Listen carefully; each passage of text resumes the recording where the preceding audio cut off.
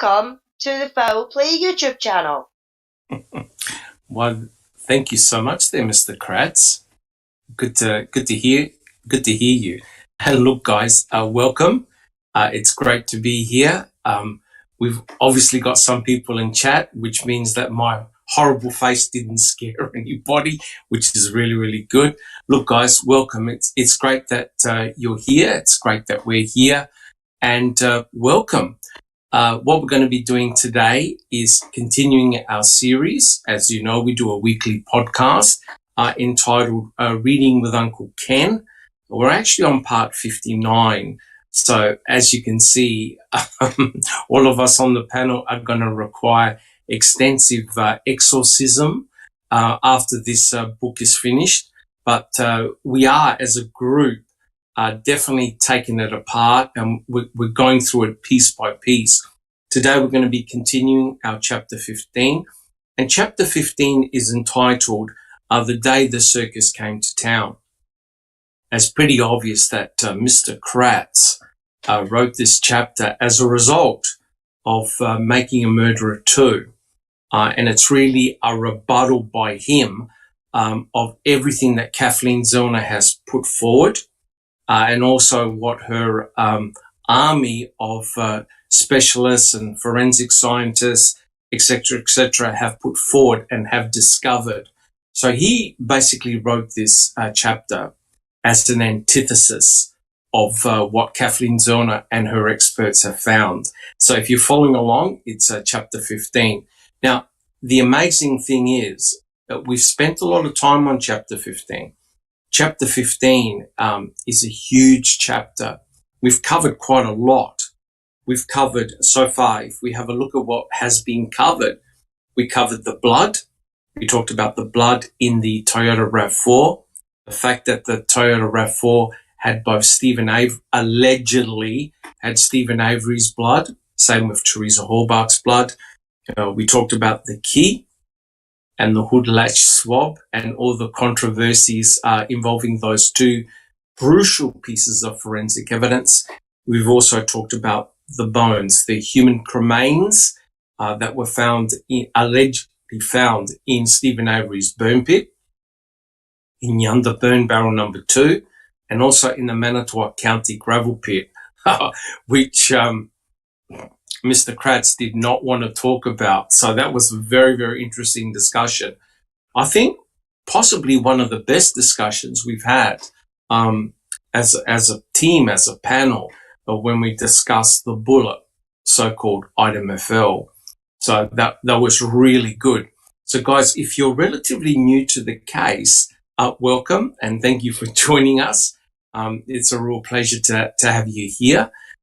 If you are new to the case, you'll find that the Foul Play team has produced a lot of different podcasts, and our library has an extensive amount of documents, right? One of the things that I take a lot of pride as being part of the Foul Play team, and I'm sure everybody in the panel will agree, is that we work very hard for you guys, right? We FOIA a lot of documents, and we are so grateful for your support and your donations, etc. Let me assure you that we utilize any money we get to get FOIAs, and so that we can return it back to the community. And the important thing, and I'm sure most people on the panel will agree, that it's important to do your own research as well. You know, all of us here on the panel, and even you guys in chat, have a lot of passion, but nothing beats doing your own research. Start your journey. You know, there are plenty of rabbit holes, as people will allude to, but it's an incredible journey. It certainly is. Well, look, guys, if you do like what we do, please subscribe. We're really happy with our subscriber numbers. If you enjoy the podcasts that we do each week, and sometimes we can do up to 3 podcasts per week, different type of podcasts, please give us the thumbs up. I think that really helps. It means that we're on the right track and you're enjoying the content that we're doing. and that's awesome. And I also like to say a big thank you. I just checked, we have 23 channel members, and that's people who have directly supported us on YouTube. You get like a little crown or something like that next to your name, and it's awesome. Thank you so much. I'm a member. Most of the panel members are members, and so it's your way of supporting what we do. Thank you so much. So if we have a look at what's happened in the past week or so, Foul Play has released the Colburn versus Netflix motion hearing. Jack 61, do you want a quick word on that? That's the recording of the motion. Do you have any comments about that one? Yeah, it's really interesting. This one, it is about an hour and 35, 40 minutes, I think. I have to thank Cherie. She's on top of it. She gets this stuff for us like as soon as she can. And she was able to get this. It was actually oral arguments over a motion that Netflix filed to get notes from or material from Michael Griesbach pre him becoming Colburn's lawyer, and he refused. They actually asked him originally for this information, and he refused giving it to him. And they had some discussion, and he just ultimately said, "No, you're not getting it." So they said, "You know what? Okay, here's a motion.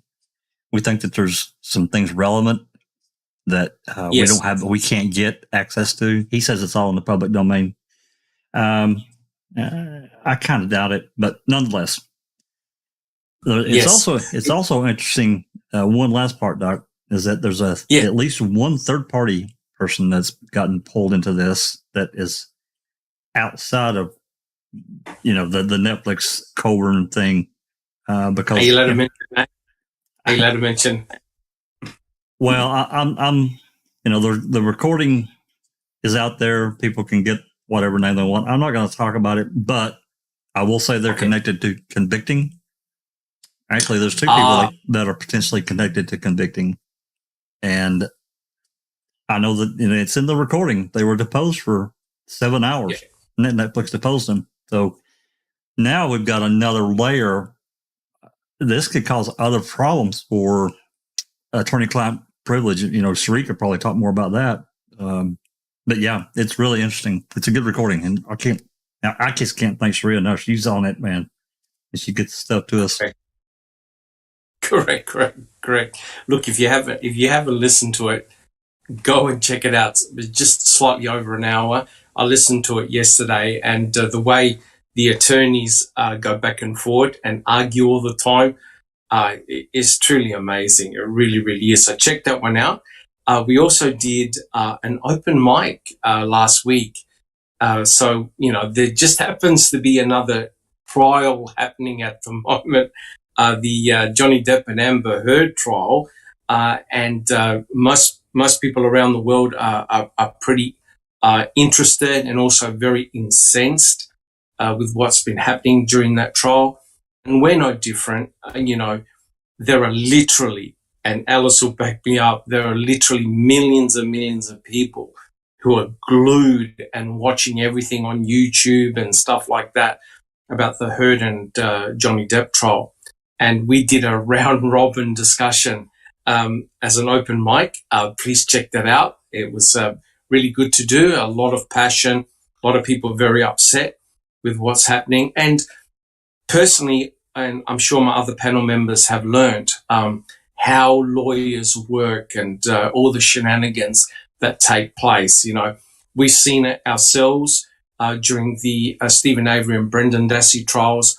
But what's amazing is that now you can see it in real time how the attorneys work for both sides, to be fair, for both sides. So that's been very, very interesting indeed. And also we put up, this was amazing when you think about it. Mystic Jinx was able to get the recording of Bobby Dassey that occurred on November the 9th. No one has been able to get it, but Mystic Jinx was very fortunate to get a copy. And there are some members that were able to clean up the audio, and we've put that up. We also did a discussion on that as well. So please check it out. It was very, very interesting indeed. Well, look, guys, without further ado, I'd like to welcome, and it's good to see we actually have people in chat, which is great. Who have we got? We've got welcome to Angie Dickinson. We've got Rhonda SD, Cherie Lynn Pontillo. All I can say is Managila Miseria. She'll understand what that means. We've got Colette M, JD. Welcome, guys.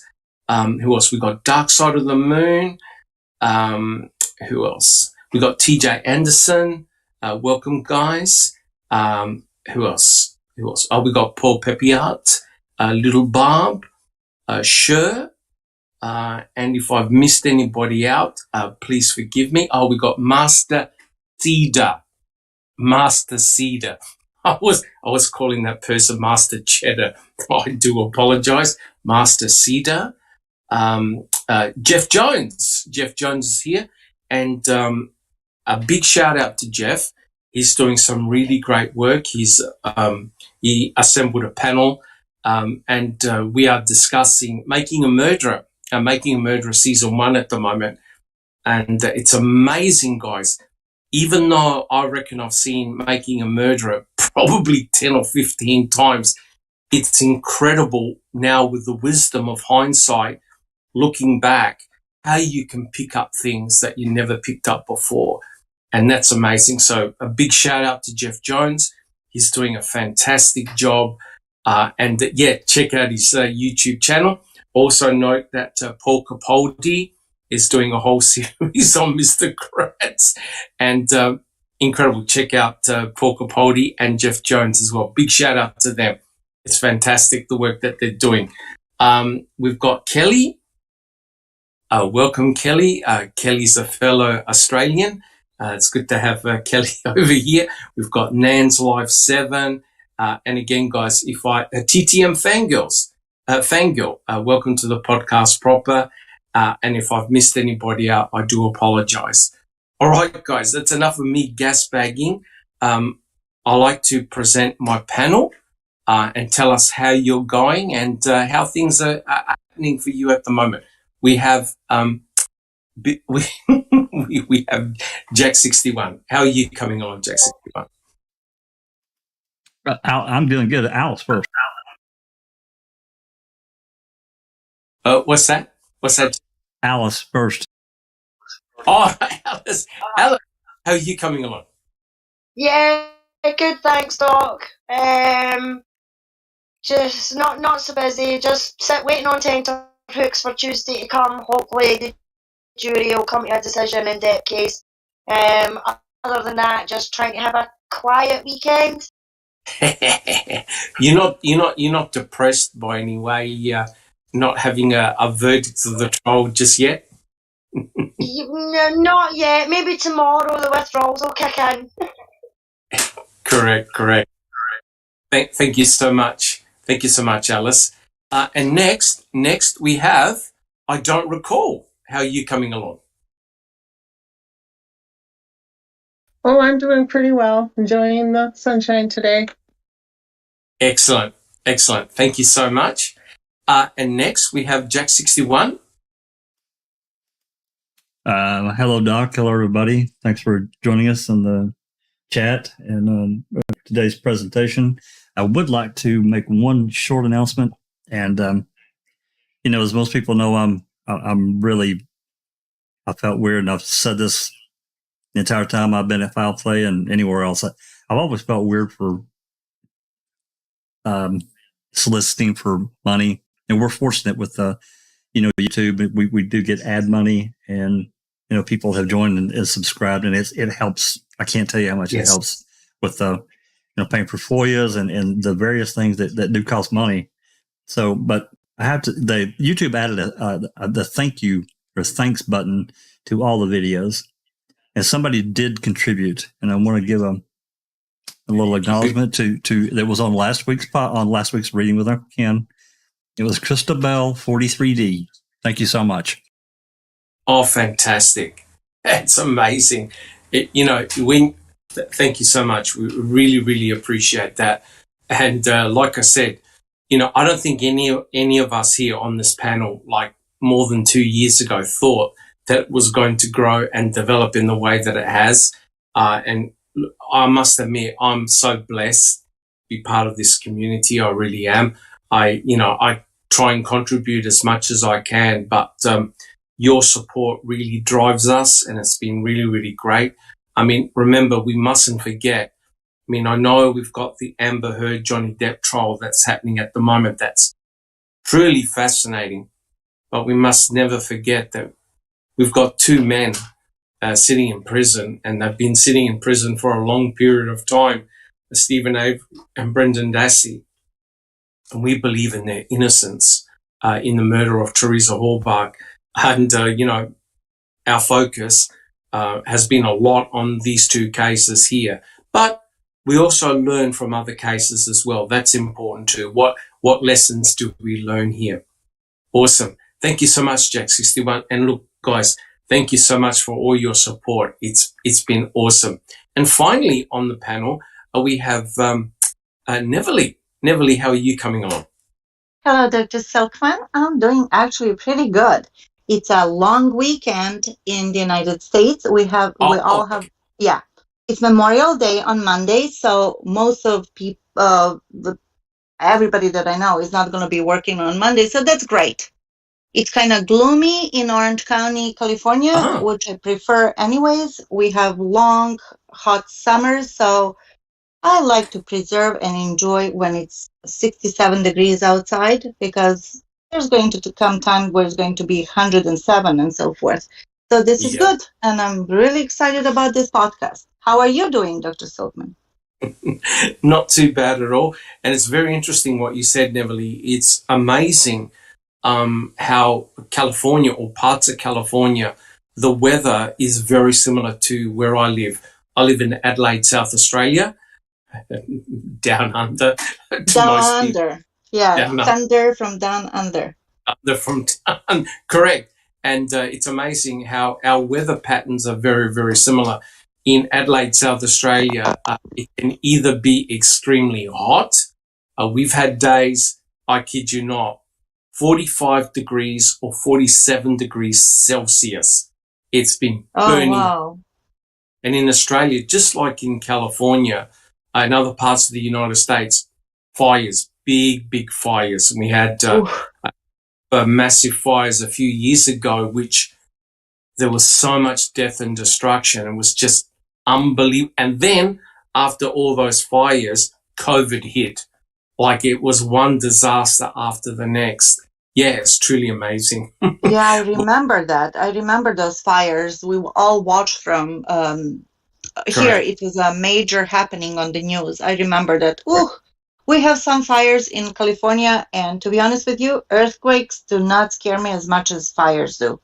So I feel for people. Fires are very, very scary.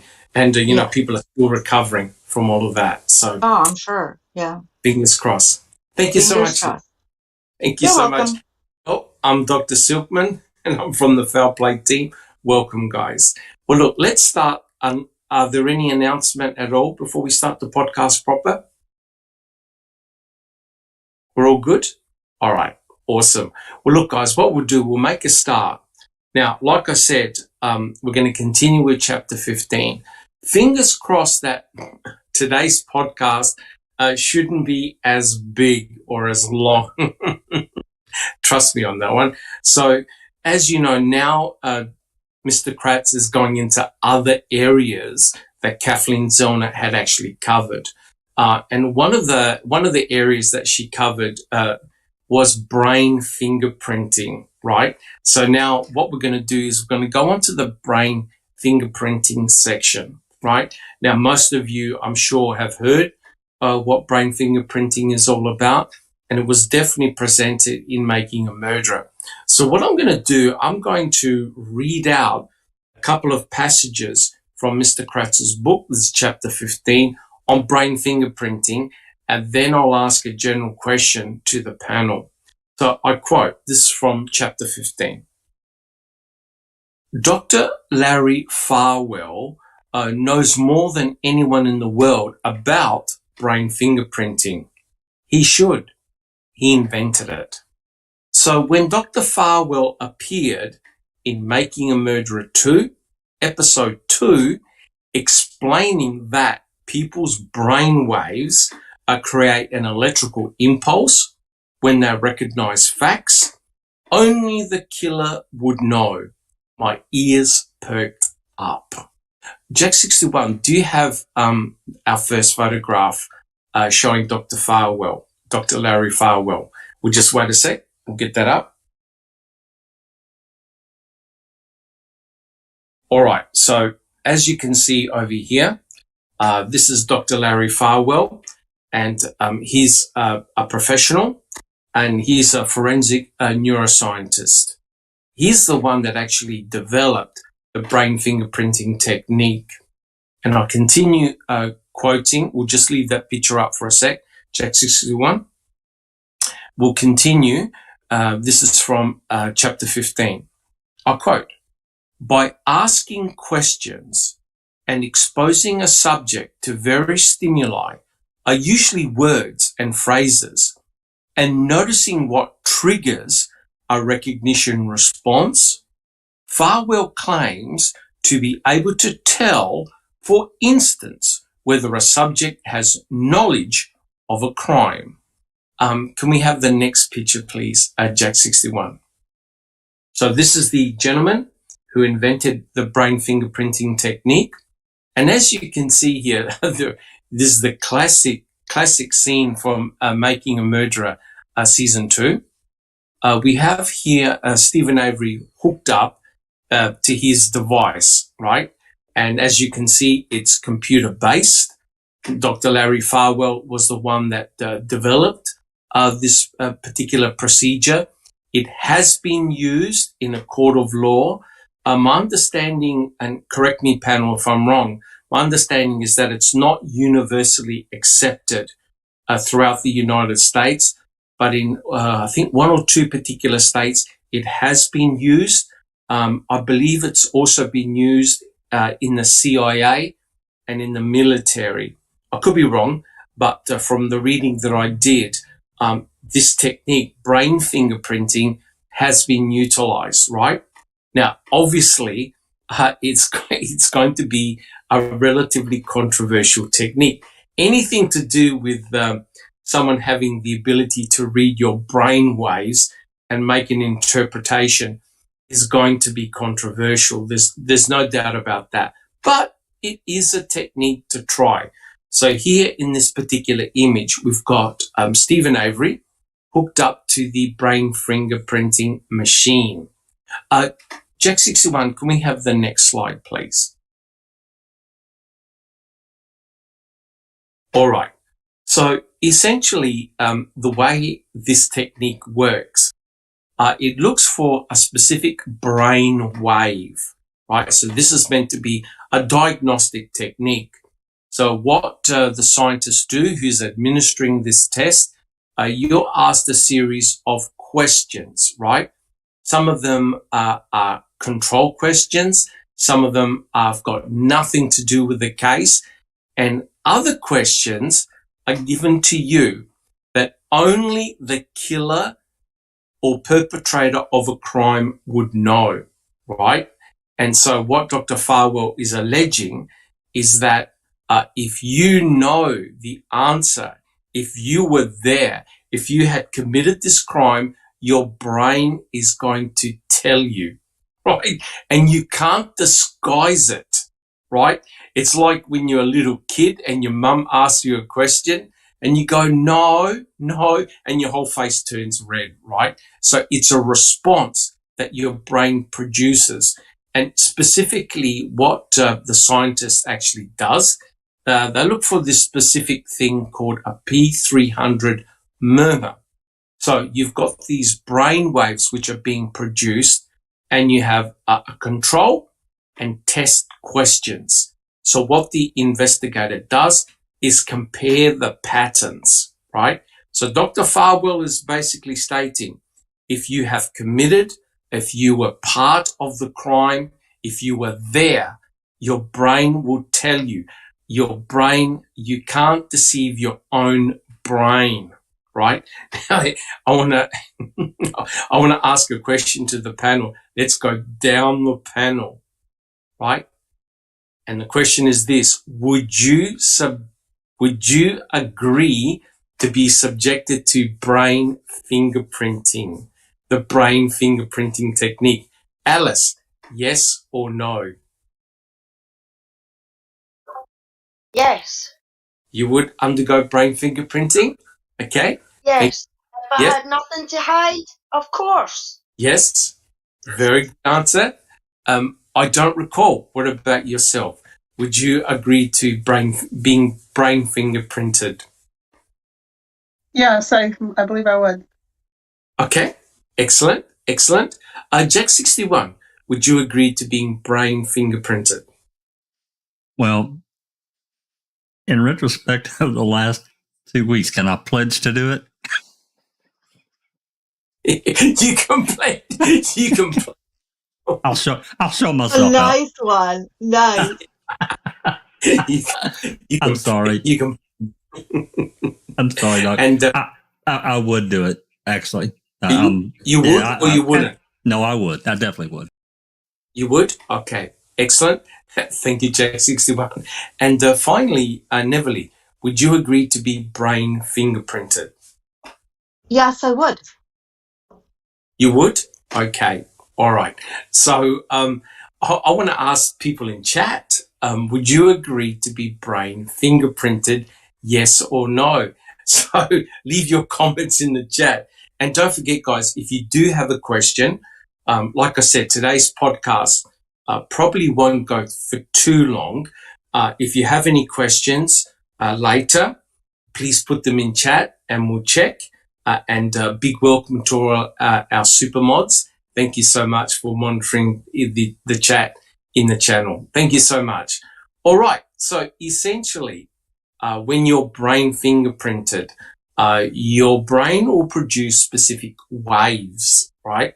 And so the person administering the test can actually determine whether you are lying or being deceptive, and your brain can't hide it, right? So if you're lying, your brain will tell the investigator that you are lying, right? Now, the whole reason why this came about was very, very interesting, which we'll discuss in a second. Jack 61, can we have the next slide, please?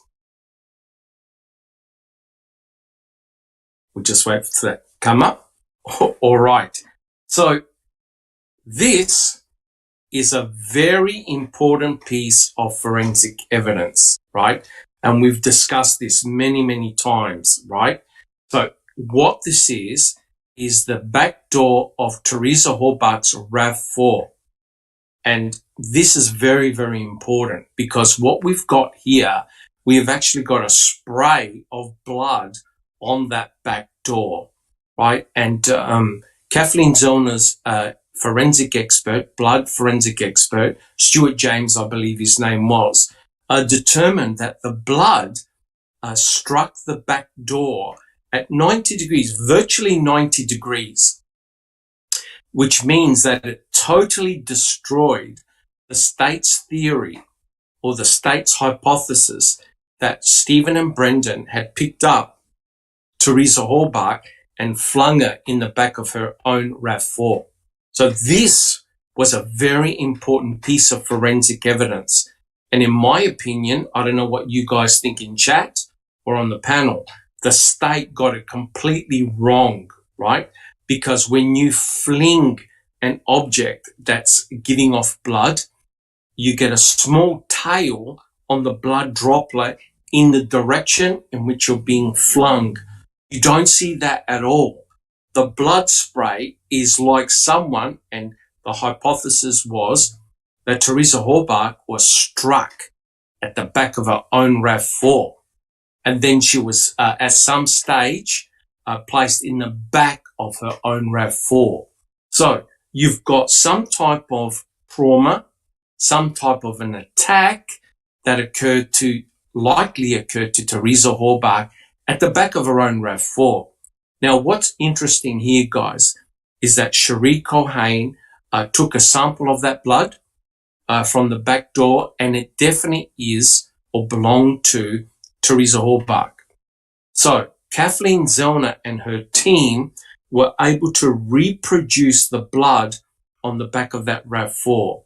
And essentially, if you strike someone, now Cherie Pontillo will get excited about this one. You strike someone with a hammer, right? A blunt metallic object, you're going to get that spray occurring on the back door of the RAV. Jack 61, do you have a comment? Just a quick comment, and it's interesting that they paraded through the two skull fragments with bullet holes with beveling, but a huge portion of the skull is missing. Is that possibly talking about going back to the Correct. unfiled search warrant, blunt and bloodied object? That's where this object struck her in the skull, and so those pieces couldn't. They didn't want to show those or whatever. I'm throwing it out there as a speculation theory or whatever. Just saying. Correct. And we'll talk about that in a second. So here we've got a door with blood that's been sprayed. And the amazing thing is this. The majority of that blood is on the bottom left-hand corner as you're seeing that picture. It's not throughout the entire door. It is concentrated on the bottom left-hand corner thank you, Jack 61, as you see it. And as you can see, there are blood trails. So the blood has been sprayed onto the door and it's dripped down. Have a look. Gravity has taken hold of that blood and the blood has fallen straight down. The blood is not pointing to the left, that as you see that picture. And Stuart James showed that if you flick an object that's bleeding into the direction of the cargo door, you get a trail of blood going from right to left, and you don't get that. So guys, this is an example of why it's important that in a court of law, you have the appropriate experts, right? Because remember, you need to break down the state's case. And quite clearly here, this would have been amazing, right? Had they had Stuart James saying, I'm sorry, but your blood spatter expert, I think it was Stolke, got the scenario completely wrong. So now we have a hypothesis that suggests that Teresa Halbach was obviously out of her own RAV4 and was viciously attacked at the back of her own RAV4. And what's amazing, guys, at Jack 61 or anybody else, what did that search warrant, that draft search warrant mention that's in the back of her own RAV4? Jack 61.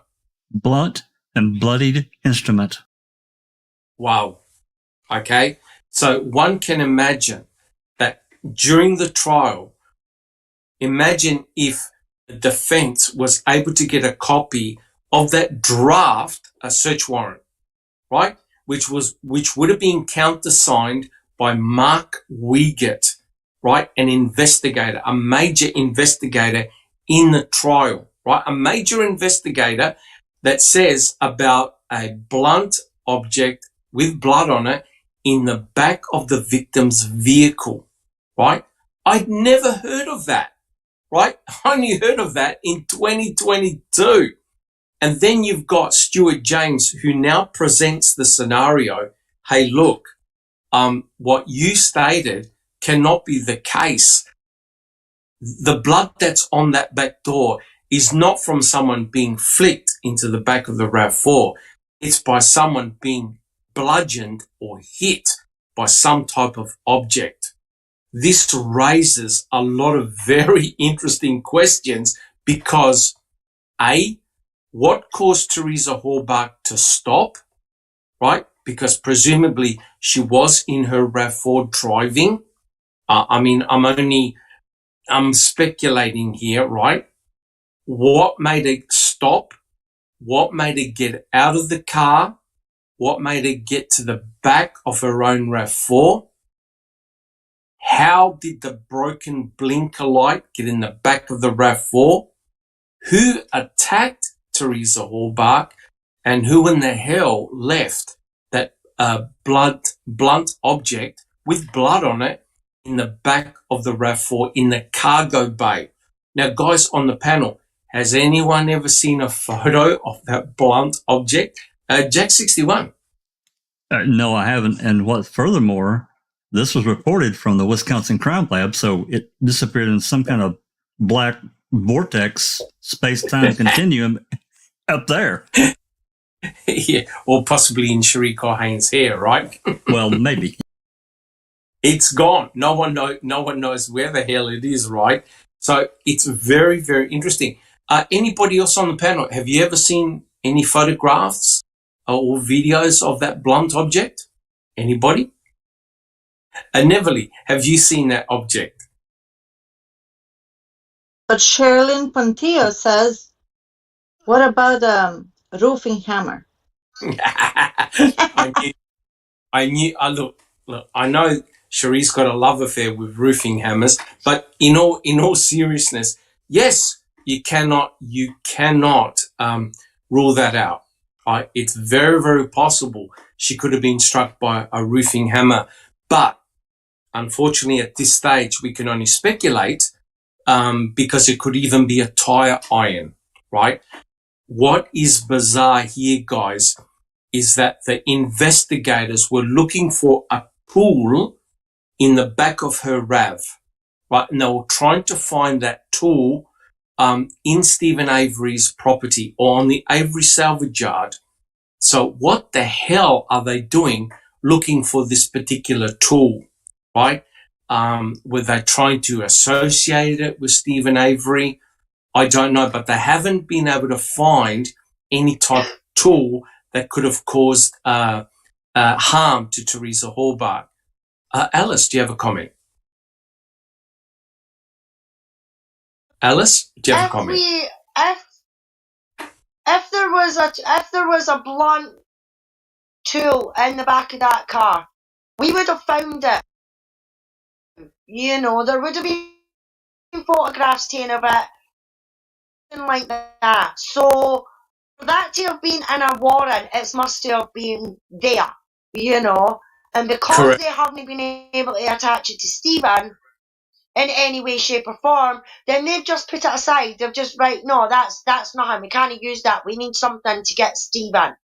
But they've put it in this warrant. So it must have been there and been seen for it to be in a warrant. Whether that warrant was actually served to be legally signed by a judge or no, it's a draft of a warrant that they wanted to process. But I think they've been told, no, don't do that. Don't put that through. You put that through, that fucks your case. Yes, but I wonder if they deliberately held that back. You know, like the bone fragments and the fact that there were 2 gunshot wounds, one at the back of the head and one near the left temple. I wonder whether they deliberately held that back because it means that if someone had committed that crime and assaulted Teresa Hallbark, only the killer would know. And it makes you now think, oh my God, they really do have that object, the likely isolated genomic DNA from it, run it through the profile, and it doesn't belong to Stephen or Brendan. Remember, we have blood and a fingerprint on the back door handle, A23, and as Jack 61 has said many, many times, we've also got that flash card, right? That flash card. Jack 61, would you like to make a comment? Yes, we can't forget about that tire tool that was found at the back left, underneath the back left passenger seat.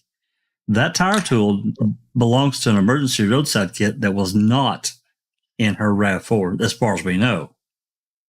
So, you know, I can't, you know, it's speculation. I'm not trying to leave any impression that this is the blunt and bloody object, but we don't know. They could have taken that object and simply cleaned it up. I'm just saying. Correct. But if you think about what I've just postulated, that makes perfect sense, right? So if you've got the potential murder weapon, right, you hold it back, right?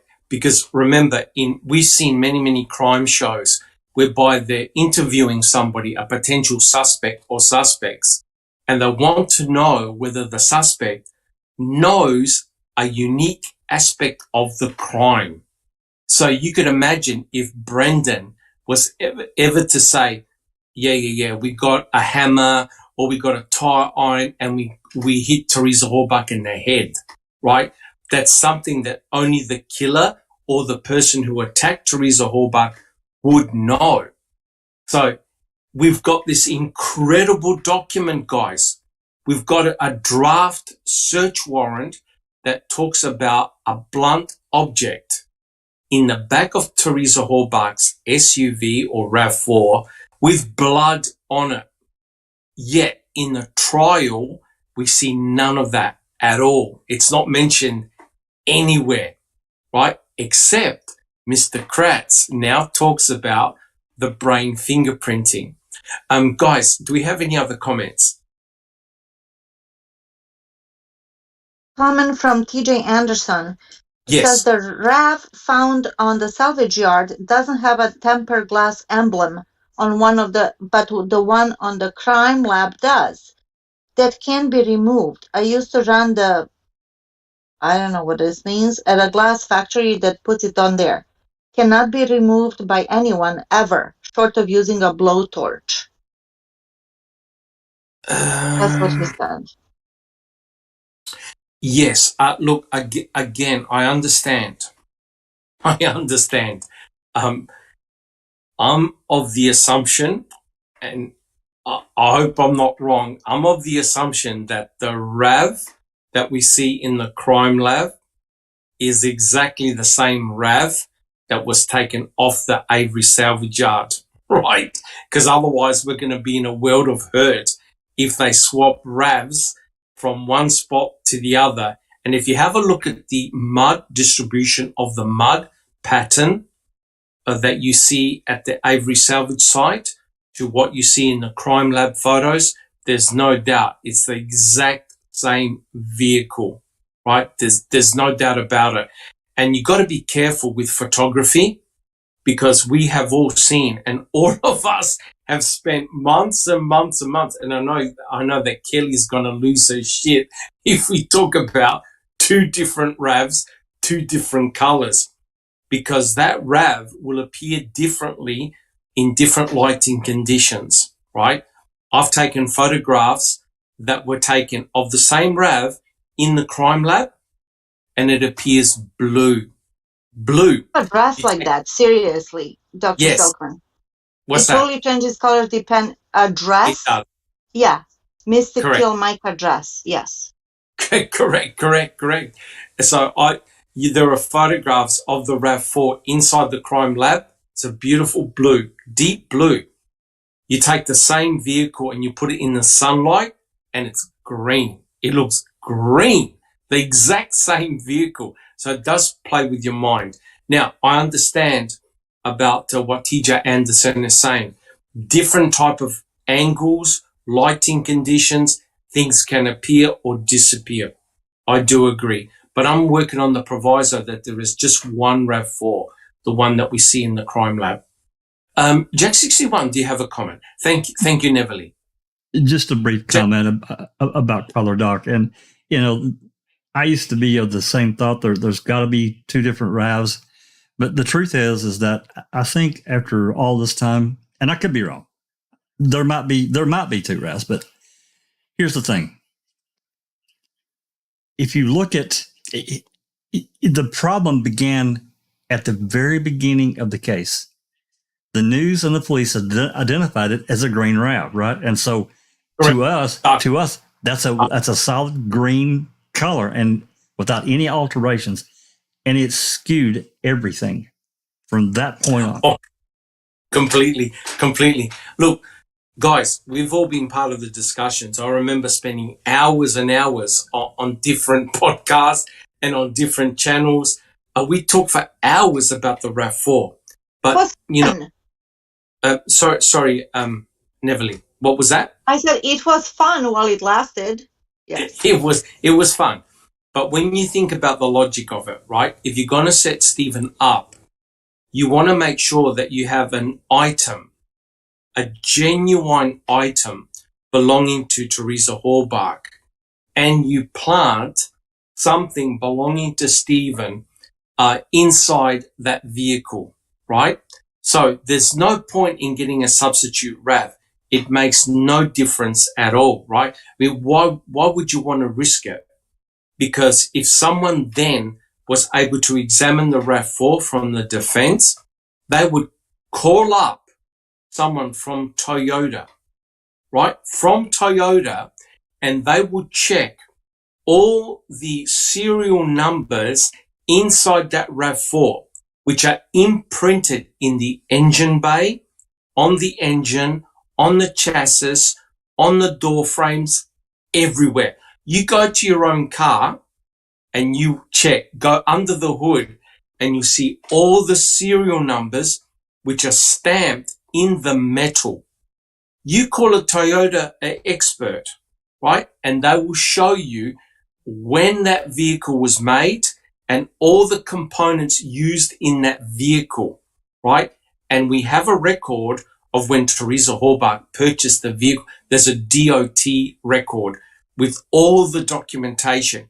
If just one of those items doesn't match, then something has gone wrong. The whole RAV4 has been substituted. Jack 61, do you have a comment? Yeah, I think that the VIN is recorded in one way or another, either by a label or being embedded, stamped, embossed, whatever, in 5 locations. I think that's correct, but I looked into it as well. I think 5 locations throughout the vehicle. Correct. And there are photographs that actually show a number on the chassis, right, on the actual metal frame, right? So an expert will be able to tell you the year, everything from those numbers, their codes, even the day of manufacture. So it's going to be very, very easy. Plus, they would have had to have tampered with not only the VIN number on where the windshield is, but every other VIN number would have to have been changed as well.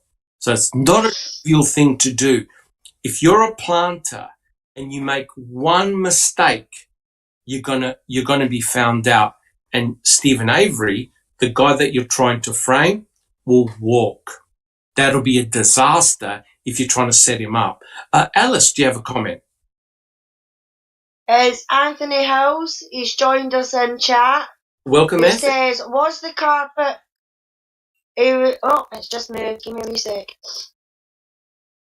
He says, was the carpet bloodstain free in the rear?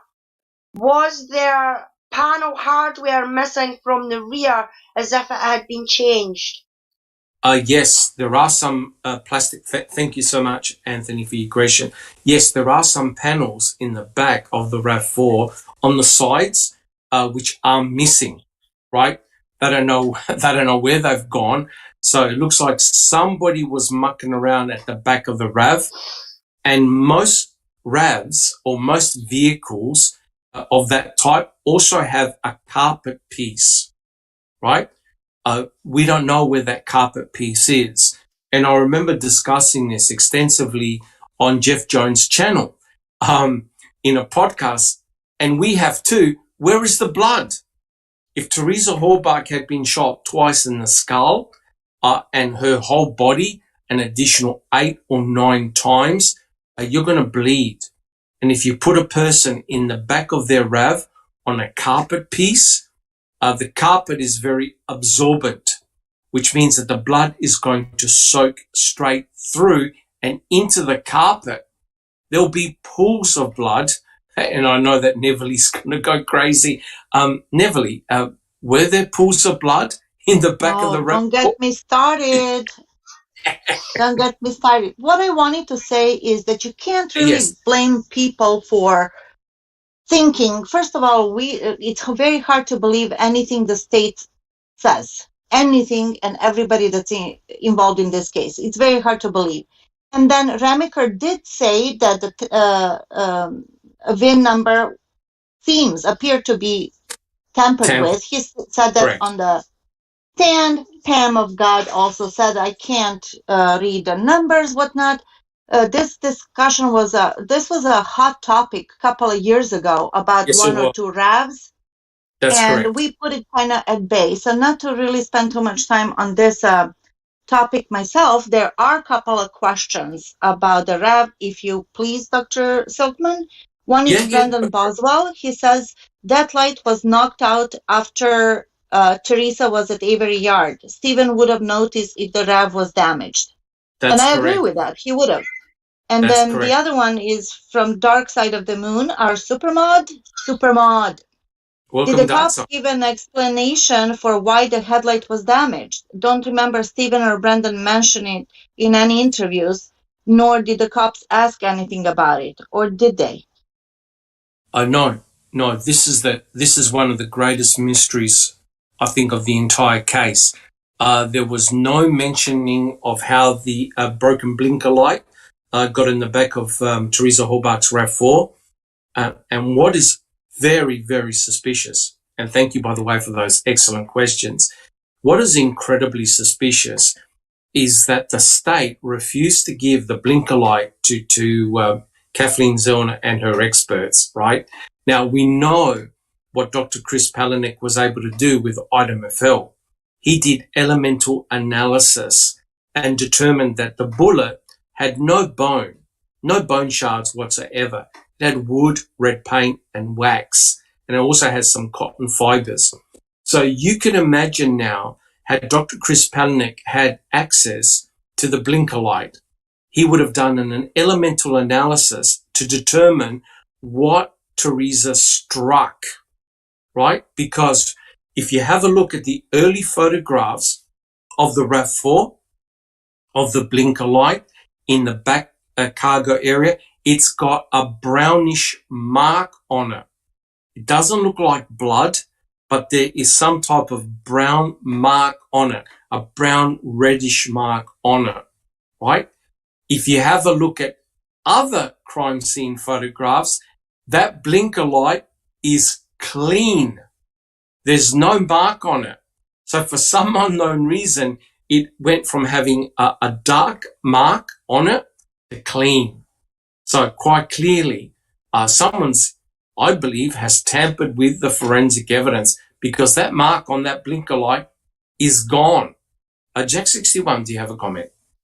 Just a brief one. And since Darkside asked the question and talking about the damage to the front of the RAV, I find it really interesting that Tom Fassbender allowed Ron Hilligus to explain that away, that was completely wrecked and debunked by Kathleen's investigation.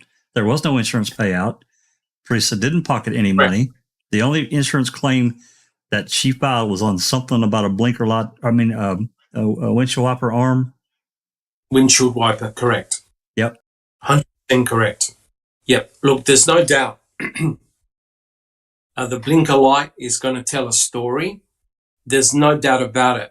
And the state don't want to let that story out. Now, it is true. Neither Brendan Dassey, neither Bobby Dassey, Stephen Avery, or anybody else ever mentioned a broken blinker light, right? Now, think about it. How on earth would Teresa Hallbach get a broken blinker light on the Avery salvage yard, right? It makes no sense at all, which tends to suggest that she was involved in some type of accident. Did she hit a deer? Did someone run her off the side of the road? Did someone deliberately collide into her? Or did she drive into a ditch? We don't know, right? But no one who saw that RAV4 on that day mentioned a broken blinker light. And Jack 61 was correct. The entire story about the blinker light being damaged prior has been debunked. because Kathleen Zona went to the insurance company and they said no insurance claim has been put regarding a broken blinker light. Guys, there's no doubt that back door that you see, that picture that you see, and the broken blinker light tell a very, very different story to what actually happened. The state don't want you and us to know what that story is. Jack61, do you have a comment? I'm not sure if you mentioned it, Doc, but we can't forget there's also a latent print on that blinker light. Unidentified. Correct. And what you want to do now, if you had access to the blinker light, is you would use the MVAC system, right? The MVAC system is like a vacuum cleaner, and it will vacuum clean up any DNA that's present on that blinker light. You then do a DNA extraction, a PCR profile, and have a look. Is it Brendan? Is it Stephen? Is it Bobby Dassey? Is it anybody, or is it an unknown person, right? So therefore, it still potentially could be forensically very important. But guys, we can now see, we haven't even talked about anything really. We can now see an alternative scenario to what happened to Teresa Halbach. And it all vacillates around that back door. Alice, do you have a comment? It's actually Paul Ward in chat. Hi, Paul. Thanks for joining us. Did Mike comment on Teresa Halbach's car being damaged before the 31st? So why is Ryan trying to make up a story? Very suspicious. Oh, it certainly is. But here's the kicker, guys. Here's the kicker, right?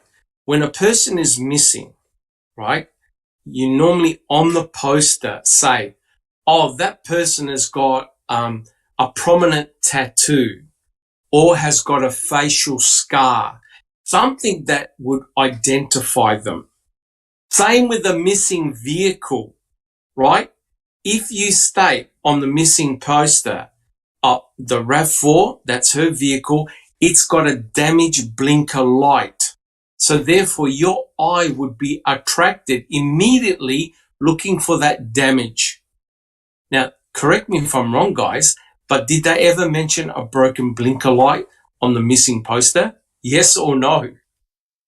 No. Nothing. No. So you would think, wait a minute, this is diagnostic, right? A broken blinker light, because remember, I'm sure there's more than just one RAV4 in Wisconsin, right? So what distinguishes that RAV4 to all the other ones? The broken blinker light. You can't miss it. And what's very interesting here, guys, and thank you so much for that question, is that there's a photograph allegedly taken by Teresa Halbach's boss, right? And I think it's a few days before October the 31st. If you have a look at that photograph, the blinker light is intact. Correct me if I'm wrong, guys. Everyone seen that photograph? The one where Teresa Halbach's near her door of the RAV4 with her camera and holding a bunch of keys. Sorry, Alice, do you have a comment? Alice, do you have a comment? It's actually Paul Papiat. He said,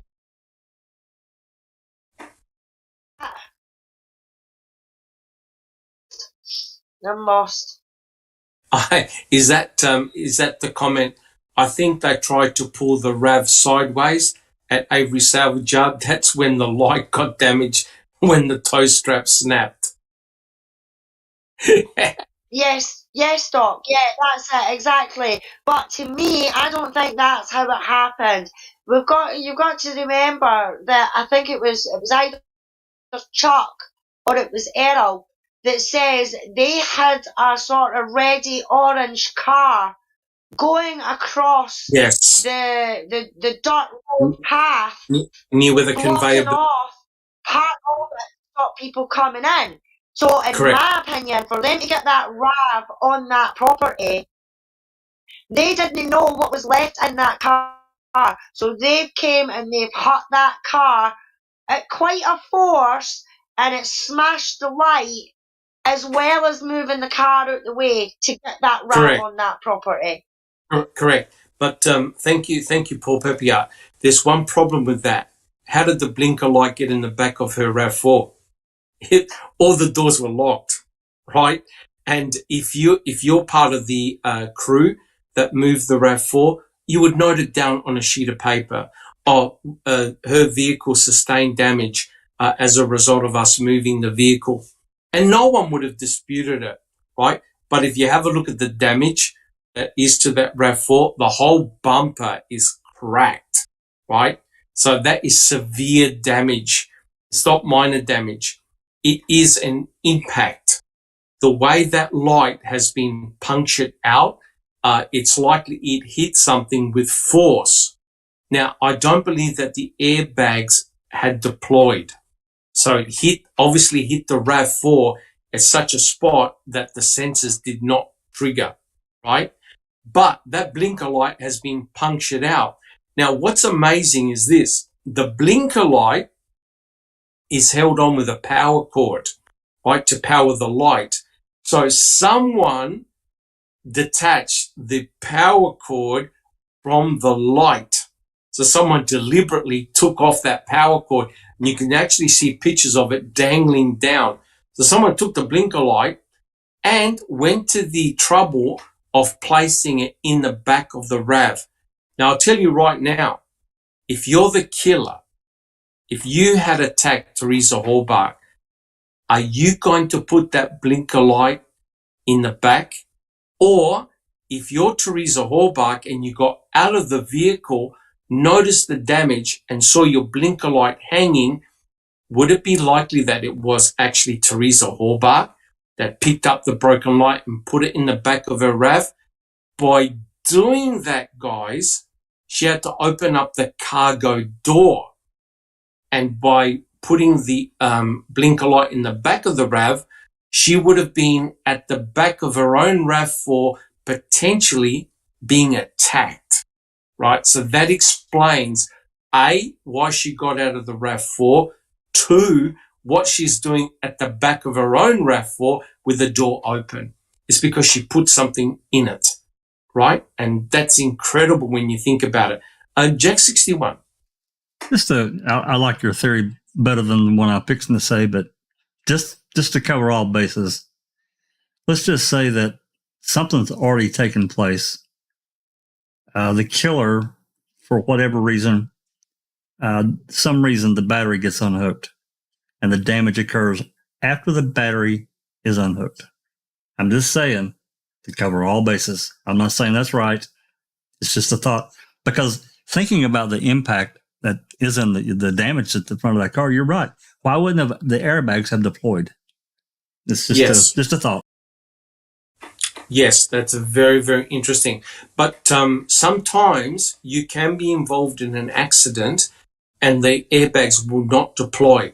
If you don't trigger if it's a very low impact, and if it's at a particular spot in your vehicle, it may not trigger the airbags. Now, remember, this is a 1998 Toyota or 99 Toyota. It's not a brand new model like you get, now with all the sensors that'll trip if you have a major accident. So depending on how or what that vehicle struck, it may not have triggered the airbags. And you're correct. If the battery is unhooked, then you're not going to trigger the airbags, right? Because the system, I believe, is knocked out. But if that's the case, if you unhook the battery, well, what caused the impact, right? What caused the hood light to pop out? Alice said a very important point. In Making a Murderer, you'll see that the actual team with Kathleen Zellner went out and had a look at the Avery salvage yard. And what they found is that what the boys did is that they used to put the body of vehicles near where the conveyor belt was to prevent people from coming from the quarry into their property, because they had problems with theft, people coming onto the property and stealing cars and other parts of vehicles. So they actually put, now wait for it, a brownish vehicle that happens to be the same color as what was found on the blinker light, right? And the vehicle that they had placed there had no motor or transmission, just the body, which means that an impact potentially could have moved the vehicle aside because there was no motor or gearbox present in the vehicle. That would explain how the Toyota RAV4 came from the quarry onto the property. Jack 61. Yeah, thinking about impact, I do remember when I looked into this, it seems to me like that Toyota, their sensor required at least a 20 mile an hour or greater impact to that bumper before it would trigger the airbags, if I'm remembering correctly. Very interesting. So it would have been a low type of impact, either accidentally hitting something or she was run off the road, went into a ditch. We don't know. But whatever impact it was, it knocked out the light, right? Someone had to have detached the light from the power cord, and clearly somebody put the light in the back of the RAV, right? So if we go back to this picture here, right? Let's get back to brain fingerprinting. So here's the idea.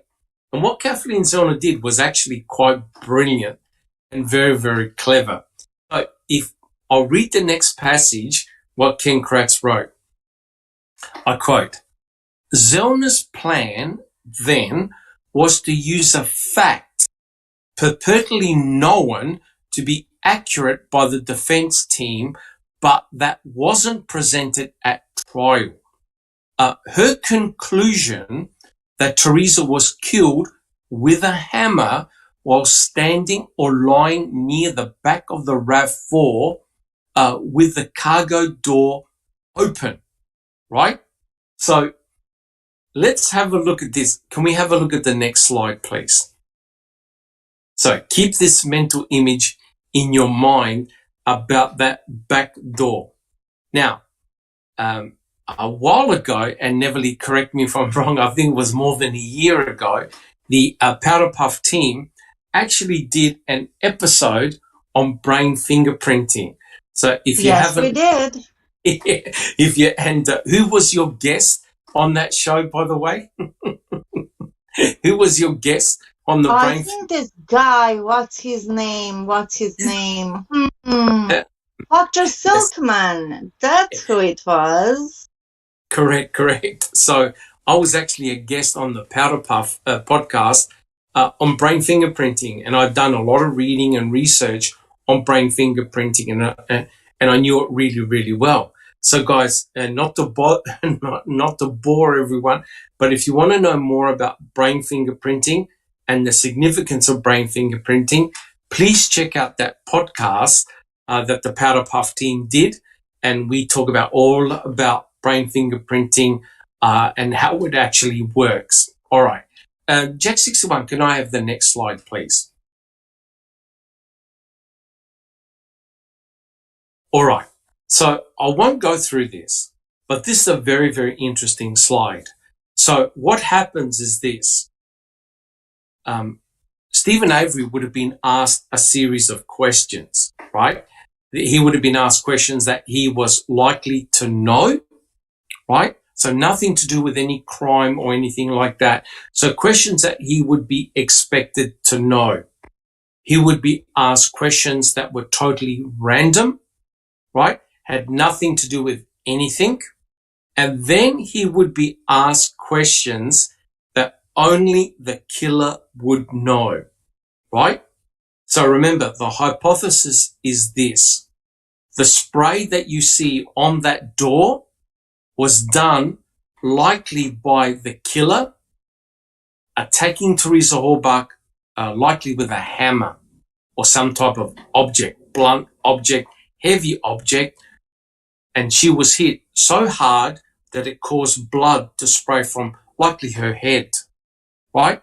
So the important thing is, if Stephen had done this, it meant that he would have had to have been standing, and guys, correct me if I'm wrong, if Stephen had done this, it means that Stephen had attacked Teresa Hallbach behind her own RAV4 with some type of object, metal, wood, whatever, a blunt object. And that means that if he did it, the brainwave pattern would indicate that he, in fact, had attacked Teresa Hallbach. So what Kathleen Zellner did was actually very, very clever. So you can see here are the different types of patterns that you would get if someone was not guilty compared to someone that was guilty. They match the lines, the brainwave patterns. And Dr. Farwell is saying, you can lie, but your brain can't, right? That's why I asked the panel and also people in chat, would you go for a brain fingerprint, right? Because according to Dr. Farwell, you can't beat it, right? He's saying that it's 100% accurate, right? So what he's suggesting is this, that from the results of all the questioning done to Stephen Avery, it proved that Stephen never attacked Teresa Hallbach in the back of her own RAV4. So when anything was mentioned about back cargo door, hitting, striking, he had no response, right? His brainwave pattern indicated that he was telling the truth, right?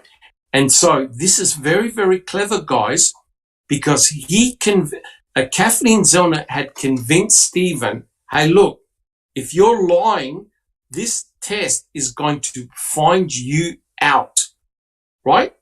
And Stephen Avery had no problems or hesitations doing that test, right? Now, I understand it's highly unlikely you're ever going to get it admitted in a court of law, but kudos to Stephen saying, okay, I'll take the test, right?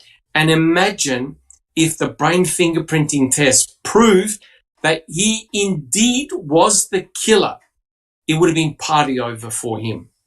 So, guys on the panel, did Stephen take a big risk by partaking in the brain fingerprinting exercise? Alice, you have a comment, please. Did he take a big risk doing brain fingerprinting? Alice. No, I don't think he took a big risk, Doc. He was doing anything and everything to try and prove his innocence. Just like Luke Mitchell did the lie detector test, and we know that they're no admissible in courts, and he passed his with flying colours, and Stephen passed the brain fingerprinting test with flying colours. So, in my opinion, he had nothing to lose at all. So why not do it? Fantastic answer. So if you're not guilty, you don't care. You're going to take that test to try and prove your innocence. I don't recall. What about yourself? Did Stephen take a big risk doing that brain fingerprinting? Yes or no? I don't recall. No, because he knew he was innocent, so he wasn't afraid of it. Yes, fantastic answer. Jack 61, did Stephen take a big risk? I don't think so, Doc. But the other side of that, he also knew that if it somehow came back and it said he was guilty, that Kathleen would have said goodbye. He knew that, and he actually said run every test that there is. He said that back when she took the case. Correct. Now, if you are guilty, the last thing you're going to try and do is do something like this: brain fingerprinting, a lie detection, nothing. You're going to say no, thank you. But Stephen willingly was a subject of brain fingerprinting, right? And he passed with flying colors. His brain had no association with the attack on Teresa Hallbach at the back of her own RAV4. And just to answer a question in chat, I don't believe, correct me if I'm wrong, guys, I don't believe brain fingerprinting was offered to Brendan Dassey. Has anyone heard of anything? I don't think so. No, I don't. I don't believe Brendan Dassey was the subject of brain fingerprinting. I know that he did a lie detector test, and Michael O'Kelly said that he failed, and he didn't fail it. So there you go. Alice, do you have a comment? Yeah, no, I was just going to say, Doc, you're absolutely right. The only thing that Brendan was offered was the lie detector test. He's not done the brain fingerprinting, and with the work I've been doing with Becca and Linda and that, haven't seen anything about the brain fingerprinting. I would like him to get it. I think it would come back the same as Stephen. But no, he was only asked to do the lie detector test, and as you said, they lied to him and told him that he did not pass it when he did pass it, which is disgusting. Correct. And Neville, thank you so much, Alice. Neville, do you think that Stephen Avery took a big risk by doing the brain fingerprinting? In a way, I think he did, because it's a new type of science and he didn't know what was going to come out. You know what I mean? How it worked. I don't think he understood the whole thing. So in a way, Correct. I also believe wholeheartedly that because he's innocent, he feels that way, and he says, well, F it, you know what I mean? I'll do anything, and we all applaud him for that. I would do the same thing. If Correct. I were innocent sitting in prison, I would do the same thing. And then in regards to Brendan, I think that this is Zellner's scientist, and Yes. her client is only Stephen, not Brendan. So Correct. I don't think that was, plus we haven't heard it. I mean, we would have. Correct.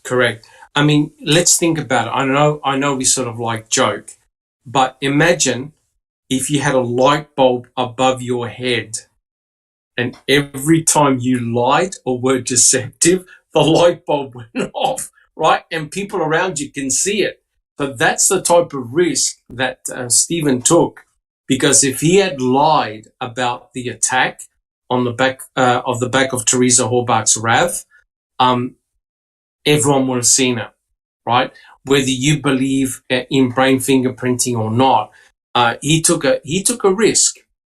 But as Alice and everybody else has alluded to, guys, if you're innocent, right? If you're innocent, you'll do anything to prove it. And you guys are correct. And people in chat are correct, right? Kathleen Zellner would have dropped him like a lead balloon if he had failed that test, right? Oh, so you did hit Teresa Horbach in the back of her RAV. There you go, See you later, mate. So I think this is another anecdotal piece of evidence to suggest in Stephen Avery's innocence, in my opinion. But it's pretty clear here, guys, that Kathleen Zellner gets rubbished and poo-pooed by Ken Kratz in this chapter. So let me just continue. This is from chapter 15. The fact that he did not have a recognition response to this known fact about how Teresa Horbach died, being struck with a hammer, according to Farwell, proves Stephen Avery was not involved in her death in any way. Hey, look, guys, this is the only piece of truth he wrote in his whole book. What do you think, guys? Do we have any comments? That what Dr. Farwell was suggesting was that, yep, Stephen had no involvement in striking Teresa Horbach in the back of her own RAV4, right? Which is truly remarkable. So here, this actually is it goes to show the importance of having specialists on your side and on the panel when the trial occurs, right? When the trial is taking place. In effect, Kathleen Zellner, I feel very sorry for her and also for Stephen. She is backpedaling, right? She's trying to bring in all this forensic evidence and findings to destroy the state's case. But I'm telling you right now, had this evidence been presented during the trial, I believe it would have added an element of doubt. Guys on the panel, do you agree? Yes or no? Would it have introduced an element of doubt? Yes or no? Alice?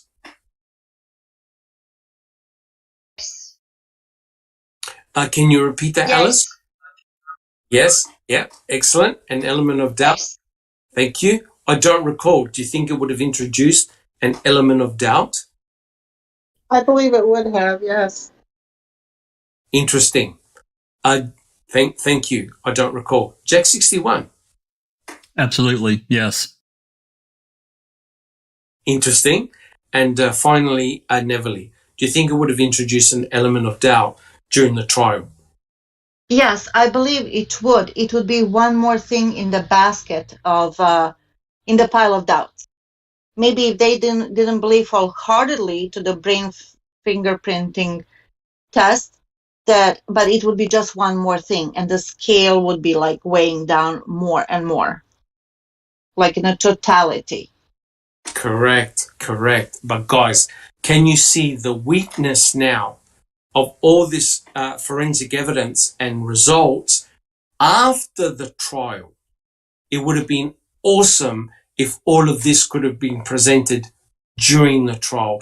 I understand that hindsight is 2020, but I honestly believe it's an uphill battle now for Kathleen Zellner, right? Because everything she presented is all procedurally barred, right? It's an absolute shocker.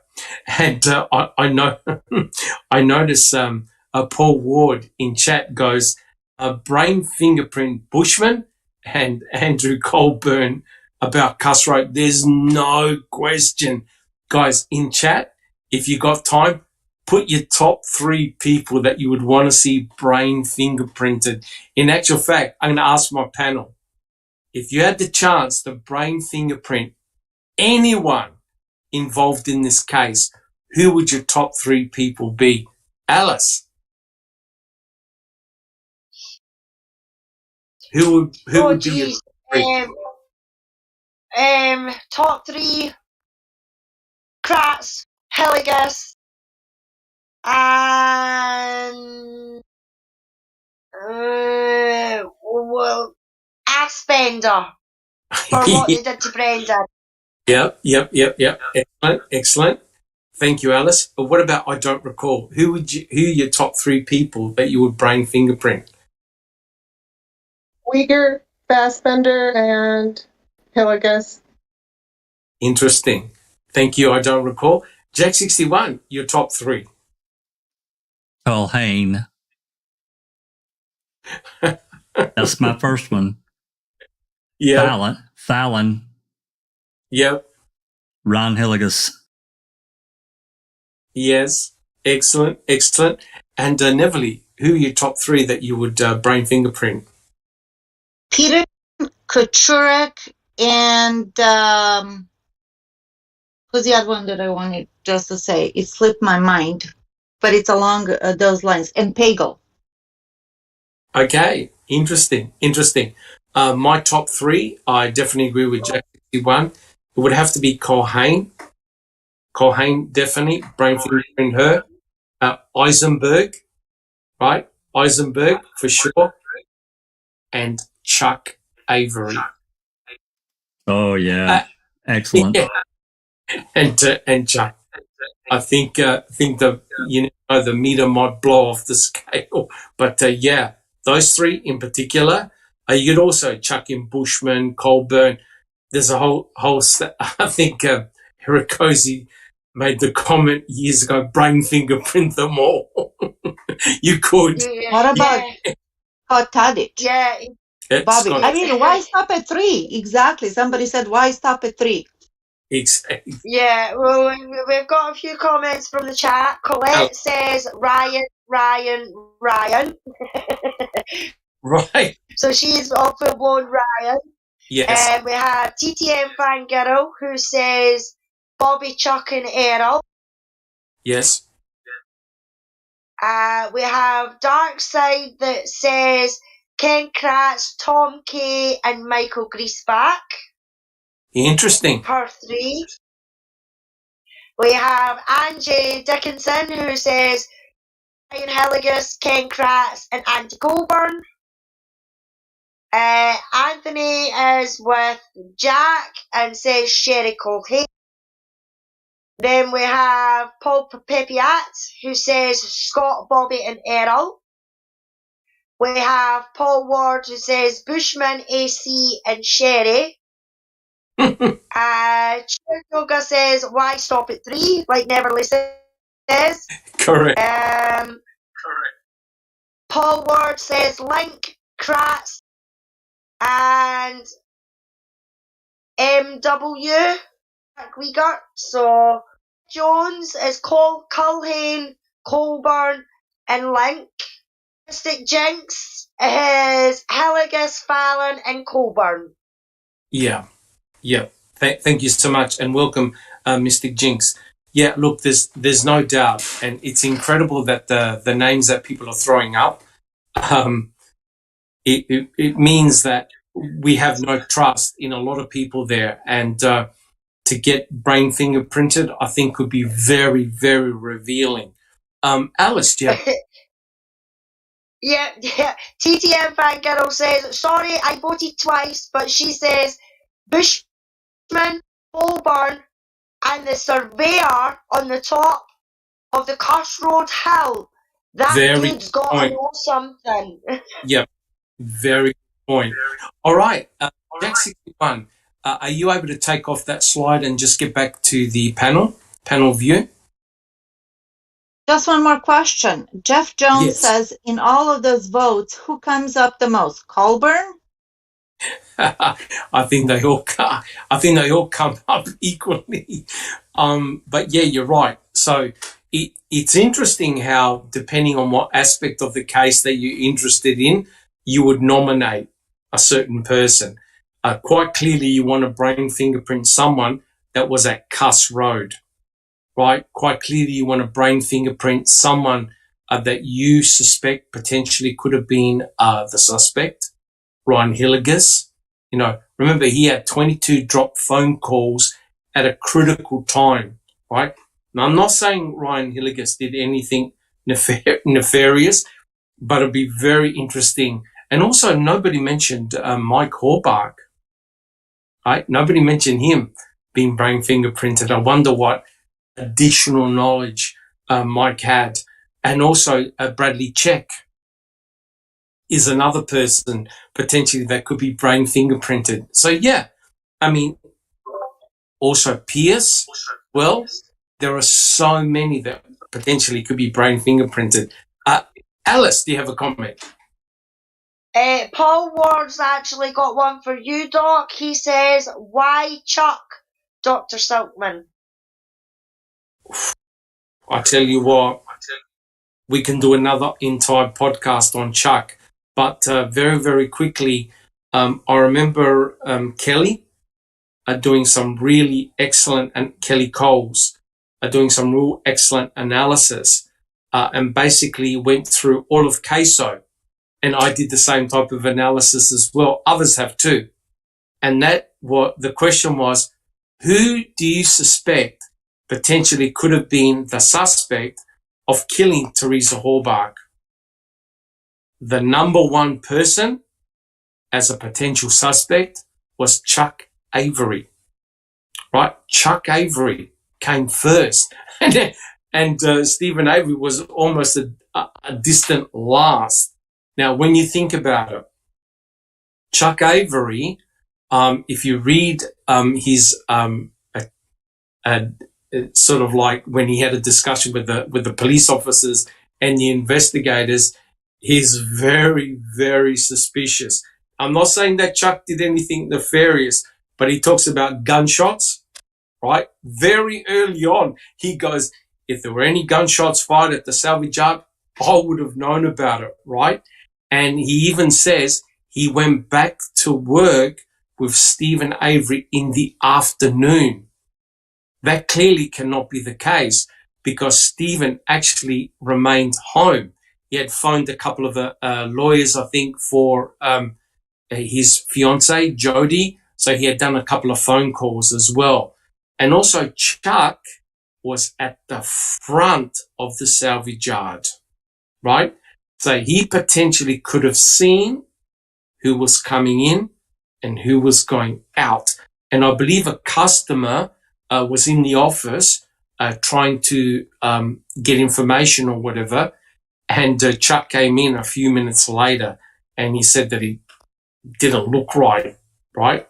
Not saying anything, but also Chuck Avery would know the Avery salvage yard like the back of his hand, right? So that's very interesting. And I also believe that there was a dog hit at his front door. I'm not sure whether it was a scent or a cadaver dog, right? So it's very, very interesting. This is not me. These are people in CASO that nominated Chuck as a potential suspect. Plus, as Jack 61 will back me up, he had a violent history with women, right? He had a violent history with women and stalking them as well. Jack 61.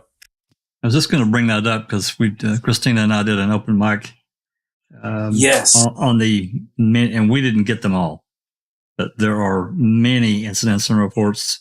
He had a really storied and colorful past couple of decades. I mean, Stephen was locked up, during some of these incidents, and they're bad. They're really bad. So yeah. Correct. So I'm not saying Chuck did anything nefarious, but it's interesting. And Kelly did the analysis that one of the most likely suspects to have potentially have committed this crime on Teresa Halbach was Stephen Avery's brother, Chuck. Not so much Earl, but Chuck got a lot of votes. And this from other people who knew Chuck, because apparently he had a very volatile temper and he had a history of attacking women, right? And also in a sexual manner as well. So, yeah, a bit of a worry. But I don't want to cause a scandal or anything like that. That was just when people were being asked as potential suspects. Neverly, do you have a comment? I wonder why Kathleen didn't have Chuck as a Danny, in addition to Bobby. Well, the thing is this. The big problem is this. You need to have your Danny somehow connected to the victim, right? Yeah, MMO, means, motive, and opportunity. Yeah, well, the thing is that if you have a look at Chuck's past, tick. Was he on the property? Tick. Could he have potentially had access to Teresa Halbach? Yeah. Tick. Does he know the salvage yard back to front? Tick. Does he have a nefarious past involving women? Tick. And he's the one that volunteered the information about the gunshots, and he did it very early on in the investigation. And he's the one that said, we had an end loader out in the property, right? So Yep. the ruse was, Neverly, that they asked Teresa Halbach to go do a photo shoot of the end loader. You never know. Yeah, that's why. Yeah, it totally makes sense to me. So it's interesting. That's all. Correct. So the question to the panel, and we'll finish up soon, I promise. The question to the panel is this. This is about the brain fingerprinting. Here's the question. Okay. Now, listen to what Kratz says. It's very interesting. He goes, I quote, even assuming the test proves Avery didn't kill Teresa by hitting her on the head with a hammer while she was standing near the open cargo door of her SUV, and that's an awfully big assumption by the sound of it. It does not in any way prove he didn't kill her. Guys, think of what he just said. He's now even giving the credence that this scenario took place to Teresa Hallbach, right? He's saying, okay, even if he didn't strike her in the head, because the brain fingerprinting results showed that Stephen had no recollection of this event. He even said it does not in any way prove that he didn't kill her. So here's the question to the panel. This one's a doozy. You ready? Okay. Who had hit Teresa Hallbach in the head with a hammer behind her own RAV4? And where is the blunt instrument with blood on it found in the back of her RAV4? So guys, we have gone full circle right here. Even Kratz in his book talks about, okay, maybe he didn't hit her on the head, but someone did. Alice, do you have a comment?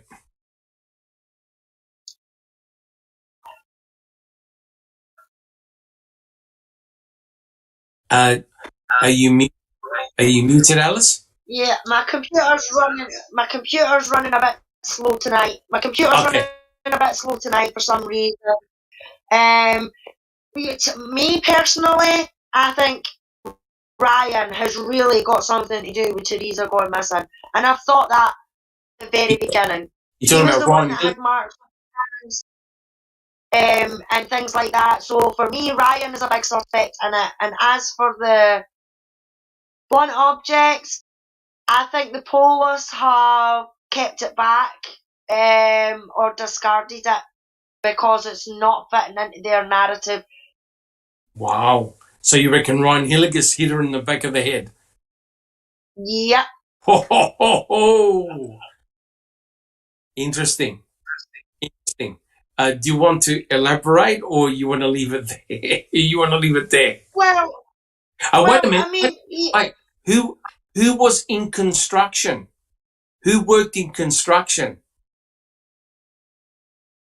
Michael, was it not? Yeah, what about Scott Blowdorn? Was he in the construction industry? Now wait a minute. Nah, Doc. Still for me, it's Ryan. Scott, no. Ryan, yes. For the simple fact is, he was an ex-boyfriend. I think he still had a thing for Teresa. She wasn't interested. He found out that her and Scott had a wee thing, was jealous of that. You've also got to remember that she didn't want to go to a wedding to do photographs at that wedding because he was going to be there. Correct. So for me, there is just too many questions against Ryan. I mean, yeah, Jinx, I totally 100% with you as well. Me and Jinx definitely think that Ryan has got a big part to play in this. And then you've also got the 21 calls, dropped calls. Yes. As well, with Ryan. Which happened to be at the same time when Chucky says about seeing lights near his property, and he calls his brother Stephen and Bobby to go and investigate. That was on the Friday night when they were going to Crivets. Yep. So, and you've also got Siebert. You've also got Siebert as well, Doc. Correct. I think it was Siebert who said that he's seen two Jeep sort of type cars going past his. One was white and one was dark.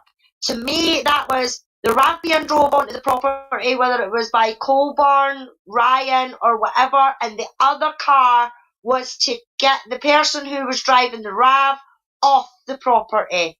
And I've thought that from the beginning. Wow. Very, very interesting. And if I could just, before we continue, I think it was Kelly in chat who says, this is getting back to Chuck, this is a potential stretch out hearsay, but Chucky was the one connected to the rumor of his son telling people, I quote, "We burnt the bitch." Wow. Yes, I heard that. I heard that as well. Hearsay, I understand, but wow, that's very, very interesting. Thank you so much, Kelly, for that comment. I don't recall. Well, if it wasn't Stephen who hit her in the head, who was it? Who do you reckon it was? I'm most suspicious of Ryan. Ryan. Yeah. Another one. Okay. Do you want to elaborate why? Just Ryan, he looks suspicious, and he, in a lot of the things he says and a lot of the ways he acts are suspicious. And plus, he was an ex-boyfriend, and just a lot of things. Very, very interesting indeed, right? So was it Ryan that potentially left A23? Who knows? Wow. And is that why the state don't want to give the blinker light to Kathleen Zellner? And does it explain why Ryan came up with a story regarding the blink? And now, allegedly, he got that information. He said that he got it from a family member regarding the blinker light. That clearly cannot be the case. Kathleen Zellner went to the insurance company. Teresa never put in an insurance claim for a blinker light. For a wiper blade, yes, but not a blinker light. If you're a photographer, a professional photographer, and you go to weddings and other things like that, you don't want to be driving a damaged car. It doesn't look good. And from all, correct me if I'm wrong, guys, but from all reports, she took a lot of pride and really loved her Toyota RAV4. Most people can't stand driving around a car that's got a damage or a broken fender. They want to get it repaired as much as possible. Interesting. Jack 61. If it wasn't Stephen that hit Teresa Hallbuck on the head, who was it? We got a couple of scenarios, and I kind of have to. This is speculatory, but I'll just throw it out there. If we say that Teresa left the salvage yard, who could have gotten her to pull over? Because we know her phone got turned off pretty quickly. So who could have gotten her to pull over? Well, it surely wouldn't have been Chuck. Maybe, but I doubt it. But she would have probably pulled over for Ryan, wouldn't she? I mean, they've known each other for years. I suspected Ryan. Go ahead. Yes, someone that she knows, potentially. Right. Someone, maybe even law enforcement. Maybe. Someone that she stopped. That's right. But, the thing is that, as I've said many times in the past, I have problems with Ryan because he's clearly fabricated some things from the get-go. Correct. So that was the reason I wanted him brain fingerprinted first to clear it up, if possible.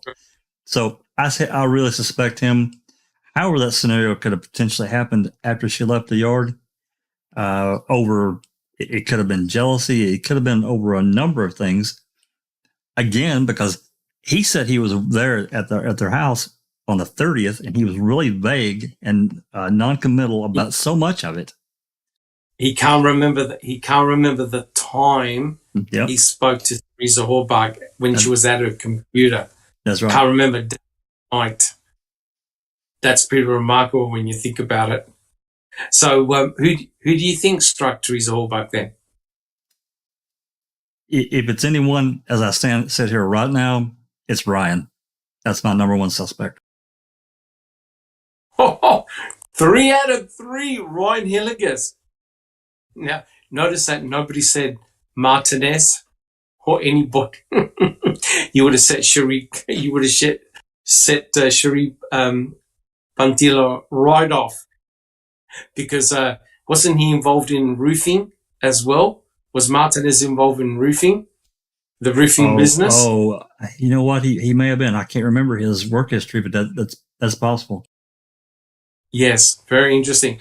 Because you go to Discord, Cherie Pontillo has done an incredible amount of work on the Schindlers, all the the Zipperers, Martinez, some really bizarre connections. Check it out. So, Jack 61, you honestly believe that potentially Ryan could have been the one that struck her in the head? As we said here now, based on what we know, the problem with that though is we know, Doc, we can come up, next week and get information that completely swings us around a different way, just like that unfiled search warrant. It's like it changes everything for me. It did, 100%. As we sit here right 100%. now, for what we know right now, of course, there's problems with that. If he was the one that got her to pull over, where the hell was it? And it had to be somewhere sort of private if he was going to smack her in the damn head, and then how's he going to get her car moved? There's a lot of issues surrounding this. So, but yeah. Correct. Look, you're right. We're not going to know. What's frustrating is that we're not going to know all the answers. But as we get new information, you're right, Jack 61, it can totally change the course of the investigation. For example, the bones found at the clandestine burial site, right? Isn't that interesting? Alice, do you have a comment? It's actually Chair Yoga for the Ageless in chat. Welcome, Chair Yoga. Thanks for joining us. Thank you. They're asking, how about the timing with the civil trial and Ryan Hilligus? Too much of a coincidence unless he was told to kill her. And in my opinion, yeah, I think it is. It's just a coincidence, but it was the ample coincidence for them to be able to get Stephen, because if it wasn't Teresa going missing and being killed, they would have got Stephen for something, in my opinion. Correct. Yeah, 100% agree. I personally believe this whole scenario was a two-part process, the killing and the setting up. Is it remarkable coincidence? Yes, it is. But it's the same remarkable coincidence of why Stephen would go to this incredible effort to kill Teresa Horbach right before the deposition of the big fish, Kacerik and Vogel. So it honestly makes no sense both ways. The police or whoever finding Teresa Horbach, her remains, her RAV4 or whatever, and then setting Stephen up is just as mind-bending as Stephen killing Teresa Horbach right on the precipice of having his number one accuser that put him in prison for an extra 10 years and let out Gregory Allen to commit rape and sexual offenses to count who knows how many women, that he would commit murder just to let Kacerik and Vogel off the hook, and hence give away all the pain that he had suffered, the humiliation that his family went through, right? His mother, his father, right? All the terrible things that happened. Would Stephen now murder Teresa Horbach for whatever reason, just so he can go back to prison, bring in Brendan Dassey, who admitted to committing all these crimes after being coerced, and then for the civil suit to evaporate? It honestly makes no sense whatsoever. So I believe it's a two-part process. The crime itself and then the setting up, likely by law enforcement. Neverly, if it wasn't Stephen Avery who bumped her on the head, who do you reckon? Who's your number one suspect? Ryan, but not just bumping her on the head. He just thinks to high heavens. He really does. He moved into Teresa's place with Scott Blodern and controlled the investigation, so to speak. He inserted himself as well. There's so many things about Ryan. And again, why isn't KZ after Ryan? She talked about him, but then she switched focus to Bobby. But then, interestingly enough, Scott Blodern, who lived with Teresa, who didn't report her missing, right? That was kind of sus, don't you think? Well, she was missing for several days. And yeah, I'm not and sure. he didn't. Her dad, actually, Uncle Dad, went to Scott's work to ask about Teresa. So he didn't report that. And I understand, let's say that they didn't even speak because she couldn't stand him. He was a slob per her email, remember that? Correct. Let's say they weren't even talking. They worked in different shifts, so whatever it is. But still, when you see that there's no sign of the other person, I don't know. I'd get in touch with somebody. And also, he lawyered up immediately, didn't he? That I don't know. You're talking about Rodriguez? No. Scott Blodern. He lawyered up. Yes, he did. He did. Okay. Yeah, he did. Yes. And he just looked also very shifty. Very, very shifty to me. Very shifty. I don't know. And then he also slipped, well, oh, you mean Ryan Hillegas? When they asked me, when they asked him, who do you think did it? He goes, oh, you mean like Ryan? So that could go both ways. He could prove like his innocence, pointing finger at Ryan, and also because he's pointing a finger at somebody else, like deflecting, you know what I mean? That could also point to his guilt. Or we are so far off all of this, as somebody said in the chat, it could have been a hired gun. You know what I mean? We don't know. We are totally going on crumbs. And Correct. I think we're doing a marvelous job for, as little information. It's not the amount of information, it's the quality of information that we are getting. Correct. And as thank you. And as Jack 61 alluded to, there are gold nuggets everywhere. It's a matter of finding them, and it can totally skew your thinking, right? And where the investigation may go. Mm-hmm. But how about you? Cheapers. To be truthful, I do not know. The person, my number one person who I really think had it in them to do all of this was Sean Rudy. Sean Rudy got up close and personal and shot his own wife in the face. Pregnant one. With a shot. Yes, he did. Yeah. And dismembered her in a very similar manner like Teresa, according to the state was. That's correct. And Christine Rudy was pregnant at the time, and they were high on meth.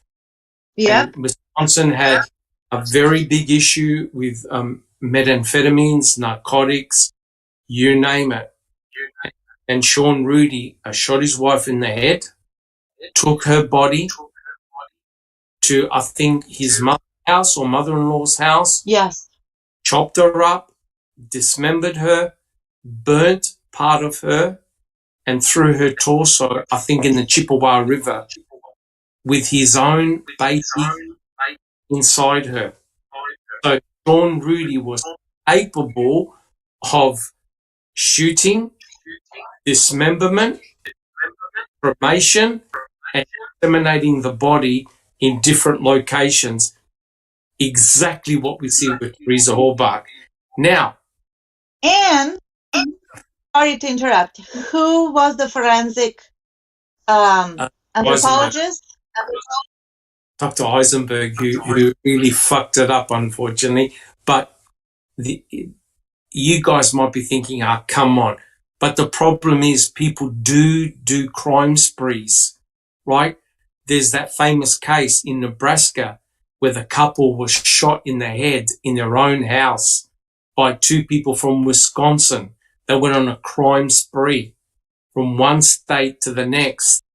And who knows if Sean Rudy was involved with his wife and he had a girlfriend as well, right? He was having an affair with another lady. Who knows if they were going on a crime spree high on meth and they just happened to flag Teresa Halbach down or run into her and boom. I don't know why they would do that. When they were looking for something, who knows?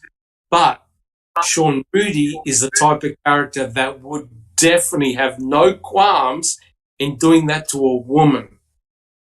I don't see Steve Avery or Brendan Dassey doing anything like that. So would Ryan? I don't know, but it's interesting that 4 out of 4 of my panel members have all said Ryan, which is very interesting. Neverly, Alice, do you have a comment? It's actually Colette M in chat. She says, question for the panel. Did law enforcement order the murder in order to frame Stephen Avery, or did the murder occur at random and law enforcement seized the opportunity and then framed Stephen? Well, we'll get everyone in the panel to answer that one. For me personally, they found Teresa Halbach. They found her RAV4, and then they found her cremains, right? So the crime had already taken place. I do not know who did the crime, to be 100% honest, but law enforcement saw an opportunity to say, right, let's bring everything back to the Avery salvage yard. And they could, because everyone was off the salvage yard. So they controlled the narrative. If you're going to set Stephen up, you can easily do it because there was no one there. Alice, do you have a comment? No, I was just going to agree exactly with you, Doc. I don't think law enforcement actually killed her. I think they happened to come across her body after the incident. I honestly don't think they went out of their way to kill a young female just to frame Stephen. I think it was just the fact that, as you say, they found her RAV. They had reports of the RAV sitting at the turnaround and things like that. They had the opportunity there because it had already been done, and that's when they grabbed the opportunity to frame Stephen. But that's a very good point. I'll continue in a sec. Thank you so much, Alice. Jack 61, do you have a comment? Well, going back to, before I answer that question, going back to who, and Neverly brought up a good point, and it's about Scott Blodorn, and it made me think about that phone call that Remaker had with, I can't remember, one of the Hermans, and he was talking about that interview that Scott did, and he was looking down. I just actually watched that interview 2 days ago, and he didn't look up. Yeah, he didn't look up at all. No, and that smells of foreknowledge of something. When Mike Halbach and Ryan Hilligus were together, remember when they were being asked questions about were you on the salvage yard, and they both denied it, and we know that's not 100% correct, right? So that looked very, very uncomfortable. Very interesting. Thank you, Jack 61. Does anyone have any additional comments about how this crime panned out? I personally believe it was a two-step process. You had the killing itself. You had the discovery of the RAV4, probably the burnt electronics, and also cremains, human cremains. And the police, or whoever set Stephen up, used what they had. I don't believe that they found an intact body, because I could tell you right now, had they found an intact body, that body would have been found in the trunk or boot of one of the vehicles, probably tied up. Oh, look at this. There's Teresa Halbach, right? They never had her body.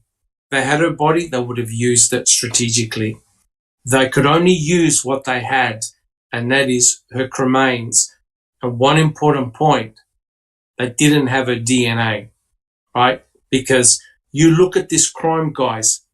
This crime, what shocked me was the ultra-violence and overkill that happened to Teresa Halbach. This is like what happens when two narcotics groups kill each other and they send a message. That's the type of ultra-violence that we see here, right? It's not like shooting a body and leaving it on the side of a road. It is chopping up and cremation, because by cremation, you remove all DNA evidence. So no one can be traced back to the person or persons that have done it. So what the big clue here is the ultra violence that took place, right? Something happened to Teresa Halbach that whoever killed her didn't want traced back to them, right? The planters used what they had, right? That's why you don't find a body parts, DNA. You only find cremains, burnt electronics. Alice, did you have a comment? Alice, did you have a comment? Yeah, it's Tammy Lee, who's joined us in chat. Thanks very much, Tammy Lee. Welcome. Yeah. She says, nothing would have worked if Jodie wasn't out of the way either. Who arranged that? 100% correct. That's beautiful. And you think about it, right? If Jodie Stokowski, Stephen's fiance, was there, you had another direct person to alibi Stephen, right? Because she would have been with him. So the only people that are going to know that Jodie wasn't there were law enforcement themselves, right? They would have known that Jodie was not there on the property, right? Now, as bad as it was, Brendan Dassey was also Stephen Avery's alibi. But unfortunately, Brendan Dassey got coerced into being involved in the murder of Teresa Halbach, even though, in my opinion, he never did any such thing. But had Jodie been there, right, it would have been virtually impossible, unless they spun a story that he had bumped Teresa Halbach on the head, hid her body, hid her RAV4, and then, when Jodie wasn't looking, he then committed the dismemberment, cremation, etc., etc. Although that would never work, because allegedly the fire was on October 31st, right? And think about it. If Jodie Stokowski just walked outside and smelt a burning body, I think you would know. So that's a very, very good point. You can't commit this setup if Jodie was there. And the only people that would have known that Jodie was in prison are law enforcement. That's a bit of a worry. Does anyone have a comment? That was a really good pickup. Yeah. Anyone have a comment? All right. Okay. Well, look, guys, what do you say? Do we do one more question? Do we go on to another section? Or would you like to discuss a couple of minutes each, the Amber Heard Johnny Depp trial? Or would you like me to do one more question? What would you like to do, guys? One more question, Doc. One more question? Is everybody happy? Yeah. Okay, awesome. Yeah, one more question, yeah. Awesome. All right. Now this is going to piss a lot of people off. So we talked about brain fingerprinting. And look, you could take it or leave it when it comes to brain fingerprinting. I probably would not have been admissible in a court of law. I don't know whether brain fingerprinting is allowed in Wisconsin or Calumet or wherever. but it would have still been powerful evidence, especially for the defense team, right? Knowing that their client was likely very innocent of the charges would have been another weapon for them, right? But they never got the chance. Now, the next section that Mr. Kratz talks about is the Dassey's computer, right? So let me just read this. We'll have a question in a second. Okay, I'll quote. 3 computer hard drives were examined by forensic investigators, Avery's, Dassey's, and Teresa's. None of the computers housed what each side lawyers deemed relevant, admissible evidence. A written stipulation, which is an agreement, to the facts was presented to the court saying just that.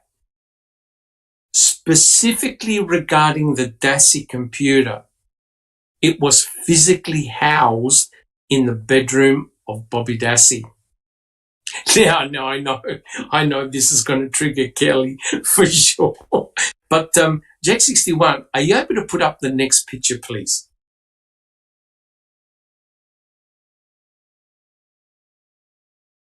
This hopefully should be a picture of the computer that was filmed. All right. So what we have here. Now, I'm not sure whether they'd question Bobby Dassey.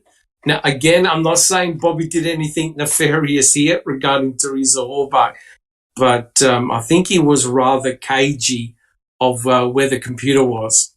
And they did like a video. The investigators or searchers came in with a video camera and took footage from all over the salvage yard. They'd gone into Stephen's property, the Chuck's, and they also went into Barb's trailer as well. And lo and behold, what you've got here is the computer, the so-called computer. And quite clearly, the PC, that now it wasn't only just Bobby, it was quite a few family members, and I don't know if anybody else from outside used the computer as well, but quite clearly the computer, the PC, was in Bobby Dassey's bedroom, right? There's no dispute at all. It was definitely in his computer, in his bedroom, right? But it's true. I think Brendan, Blaine often talked about using the computer to send direct messages, messaging to other people, and also to do their homework, probably to play games as well, right? So this is a big problem, the Dassey computer. Now, Mr. Kratz is saying, hey, the lawyers agreed that there was nothing relevant on any of those computers, right? Now, before I continue, does anyone want to make a comment about the Dassey computer? Alice, do you have a comment? I'll go down the panel, Jack61. Alice, do you have a comment about that computer in Bobby Dassey's bedroom? Just the images are that they say that were on it. It's a bit disturbing, but as we say, we don't know exactly who all used that computer. You know what I mean? Because there was it no thought that somebody had signed into Brendan's account and was sending messages through Brendan's account. You know. And it happened to be Bobby Dassey because Brendan was at Fox Hills. So it wasn't Brendan. It was actually Bobby was using Brendan's account to talk to other girls online, right? So it couldn't have been Brendan. So Bobby was using Brendan Dassey's, I think it was Internet IM or some type of messaging system to communicate with other girls. And that's when he talked about, he said to one of the girls, "Oh, meet me at such and such a place. I watched the movie Saw." right? We know what Saul was all about. Any other comments, Alice? Okay. I don't recall. Well, what can you tell me about that computer in Bobby Dassey's room? Nefarious? No problems? What's the deal there? Well, I think there must be something or they were trying to hide something because they didn't want, they weren't freely turning over the CDs and that they could actually use. And plus they called it Brendan's computer. So they were trying to hide them for some reason. Correct. Very interesting. Thank you. I don't recall. Jack 61. I'll try to be brief, Doc, but try and be brief. I'll try. Cherie hit on a good point there in Kraft's stipulation project. He called it Brendan's computer, which is a load of shit. He may have had access to it, but I think it was really a family computer that was really located in Bobby's room, and he probably used it as much or more than anyone. Not that anyone else didn't use it, if we're fair. I think they did. But, one of the, actually, there's a couple of disturbing things, and we have to be fair about this. And this is, I'm not saying Bobby killed anyone or hurt anyone, but these things did happen. The imagery that was found, either he did it, either he downloaded it, or Blaine or Brendan or the combination of the three got interested in some kind of this really pretty fucking gross stuff. We all know what it is. But really, one of the, to me, it's one thing to download imagery like that, that it's really pretty skunky. But the webcam use that Bobby did, he did it. There's no doubt. With these younger teenagers, that was really not good, and it looked bad for him. Whatever the case may be, maybe he was trying to do whatever, being a braggart or whatever, trying to impress some young girls. It could have been just that, but at the face of it, it looks worse. That's pretty much it. Again, they took that hard drive and they kept it for 5 fucking months, and that's really that's really bothersome for the state to do that. Correct. Now, correct me if I'm wrong, Jack 61. Sorry for interrupting, but when Barb Tadich was when they requested to get the computer, I believe that there was a report written by Fassbender where Barb ran into the Bobby Dassey's room and started pulling out all the wires from the computer. Yep, that's correct. Yep, trying to unplug everything. Yep, that's right. And it sort of like makes you wonder, like, why would you do that, right? And clearly, if you don't know about computers, the mere unplugging of the wires is not going to cause anything to be erased from the computer. So it didn't look too good that she would do something like that, right? So, continue. Jack 61. Yeah, I mean, if we're going to be honest, and we're hypocrites if we're not. And that's just my opinion. She was worried about, I think that, she's just like any other mother. She may have had knowledge or had some suspicion that there were things on there that shouldn't have been on there. So she's trying to protect her family, right, wrong, or indifferent. So that scenario probably happened pretty much that way, just like you described it. Well, they did actually. There's a report about it, and they had to stop her. And I was like, you're not doing any good by doing that. You just might as well stop. So there's some really odd things surrounding the Dassey computer, Bobby's computer, Dassey computer, however you want to call it. Go ahead. I was going to, but Mr. Kratz saying it's a no-show. Yeah, yeah, he's full of shit. Why have time on the computer? Keep going, Jack 61. Well, from a Denny standpoint, it's terrible because Bobby was a star witness. I don't care how you slice it; he was a star witness for the state. So if they had this as rebuttal and say, "Look, what's going on here? We need to question what's going on, the character of his testimony based on what we found." It's very relevant. And look, I know this is an aside, but have a look at the Amber Heard Johnny Depp trial and how damaging and how the attorneys used text exchange, right? How to prove a point, right? It doesn't matter. It's the jury that go, oh my God, this was on the computer. He's a 19-year-old kid. Now, not to say it was just him, because it wasn't. And Kelly Coles did some really good analysis to show that material was accessed before the 31st and after the 31st. And what Ken Kratz is saying, you can't admit anything that occurred after Teresa Halbach got murdered. Although there's some weird stuff on that computer, like all those folders about DNA, pictures of Stephen Avery, pictures of Teresa Halbach. So someone clearly was asking or pertaining to get information about the murder of Teresa Halbach, right? So look, very, very suspicious. Continue, Jack 61. Well, given what you just talked about, the audio and at least some of the video, at least one damaging, well, so-called damaging video in the Depp Heard trial, it played a major component. We have to acknowledge that. So it would have done the same here too, I think. It would have definitely had played some kind of key role. And I don't know how the lawyers could have used that. But as a rebuttal, I think they could have used it pretty effectively. That's just me.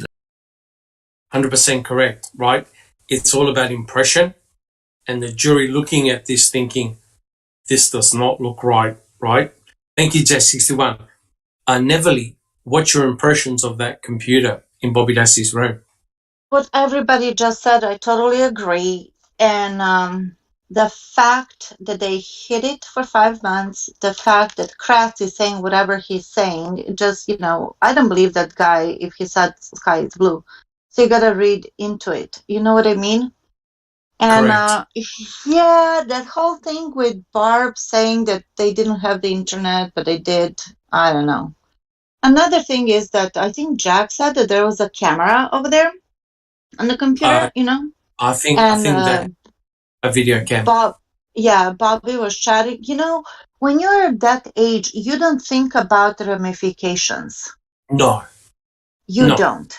You don't think about statutory rape. You don't think about, evidence trace. You don't think about any of that. You just have fun. You don't really even consider it ever. Unless you have prior history and your parents are watching you closely, type of thing. So the girls who are participating, if they're 14, 15, they don't think about that either. Many were young girls. Correct. Underage girls. Correct. Yeah, they really don't. So, I don't know. The porn, the files, the interests that Bobby had, or whoever had, was vile. It was not a regular curiosity for porn. It was a different level. And there was something else I was going to say, but it skipped my mind because I was listening intently to everybody else. Maybe I'll come to it. How about you, Dr. Silkman? I want to answer your question, not because I'm avoiding it. I want to bring up the next picture, right? And we'll discuss that in a second. So, Jack 61, can we have the next picture, please? So, there's no doubt, no dispute that that computer. Let me just sharpen up the image on my computer. Just give me 1 second, guys. I'm just trying to get a good image. Okay. Now, when the computer was taken, the computer was forensically analyzed, right? You look at the Heard and Depp trial. There were thousands of pictures. They were forensically analyzed. I'm sure phones were subpoenaed. You name it. So people were looking at text in that particular trial. Here, we're looking at the computer and what was stored on the hard drive. And a report was written, right? And have a listen. I'll read it out. Cover your ears if you're sensitive to this sort of stuff. Okay, I quote, "There were numerous images of nudity, both male and female, to include pornography. The pornography included both heterosexual, homosexual, and bestiality. These were images depicting bondage, as well as possible torture and pain. There were also text images with the name Emily. There were images depicting potential young females to include an infant defecating. There were images of injuries to humans to include a decapitated head, a badly injured and bloody-bodied, a bloody head injury, and a mutilated body." Now, I'm not sure if everybody here is a parent. Tell me, give me your honest opinion, and people in chat too. Give me your honest opinion. What would you do as a parent if you went to your son's computer and you found that imagery on the computer? Would you be concerned? Yes or no? Alice, would you be concerned with this type of imagery that was found? Oh, yes, of course. Especially if it was my son that was looking at these sort of images. He was 19 or not, I reckon I would be removing the whole bloody computer from the room and telling him he's no good. If I came across these sort of images, of course I would be disgusted. Okay. Thank you very much, Alice. I don't recall. What about yourself? If you found this imagery on your son's computer, who was 19, a young man? Yeah, I would be very concerned. Have him in counseling, take the computer away, do something, because that's pretty disgusting. Okay. Thank you. I don't recall. Jack 61. Absolutely. To the point of limiting access or removing the device. In today's world, saying you're going to take the computer away is pretty strong. But at minimum, it would have, I would have to have some serious conversations with my sons if that was there. No doubt. Okay. Thank you, Jack 61.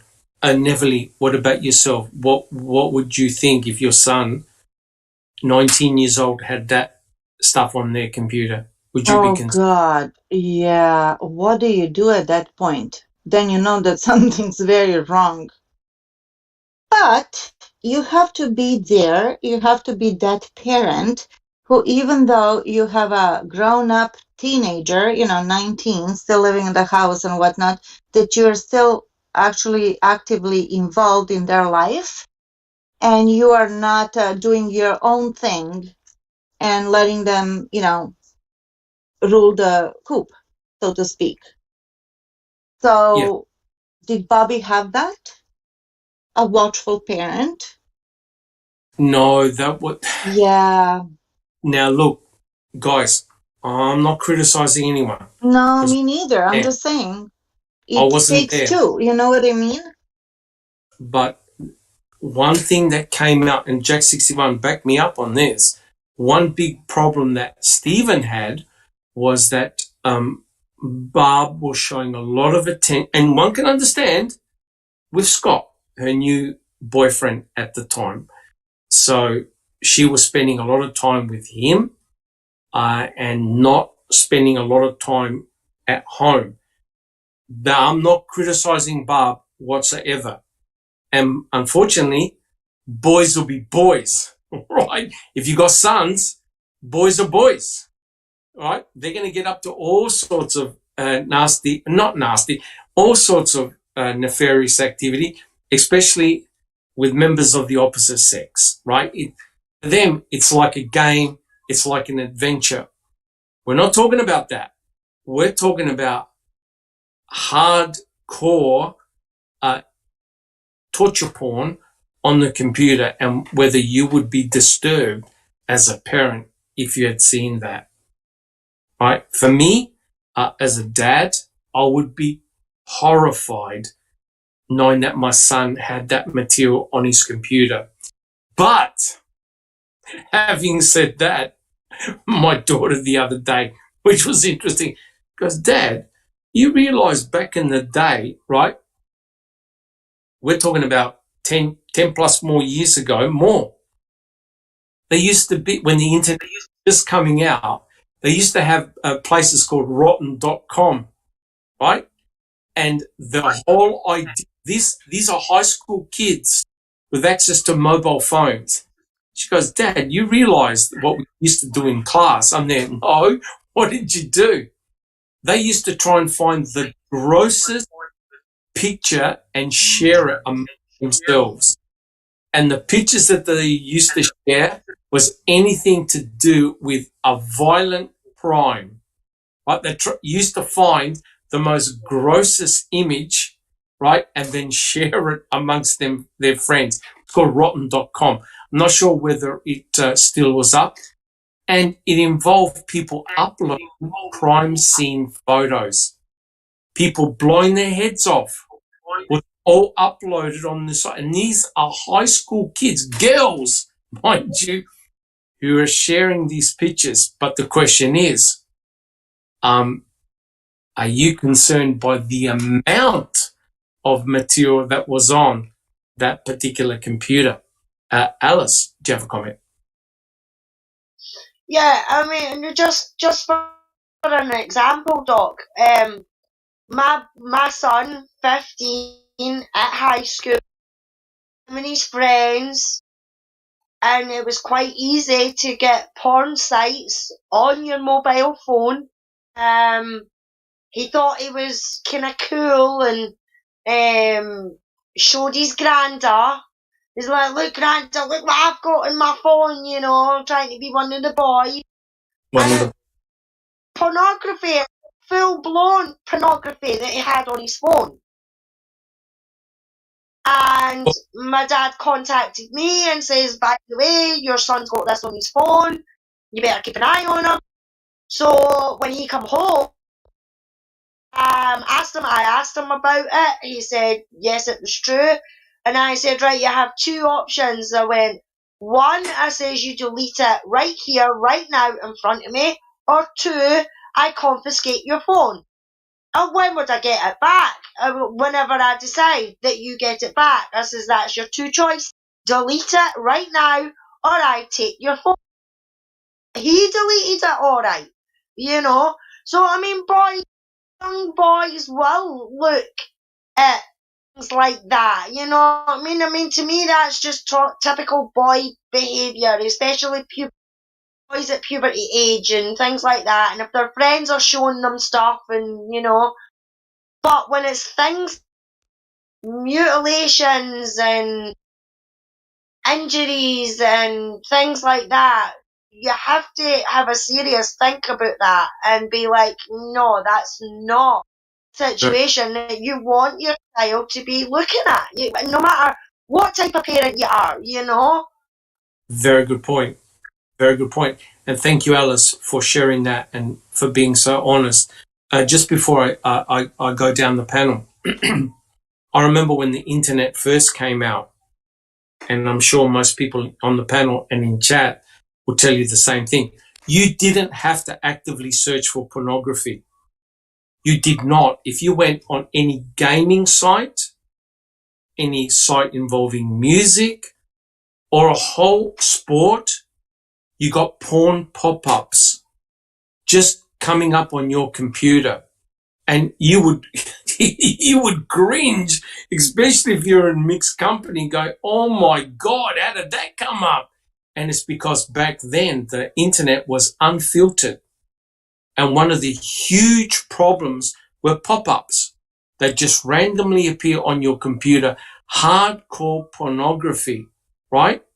And that's why the ISPs were pressured pop-up filters because it was getting so bad. You could imagine in a classroom or a library or a university, you're searching for just a game site or a game website or whatever, and all of a sudden you got all these porn pop-ups. Oh, click here to go there, click there. And it's like it got out of hand. But having said that, these were images that were downloaded.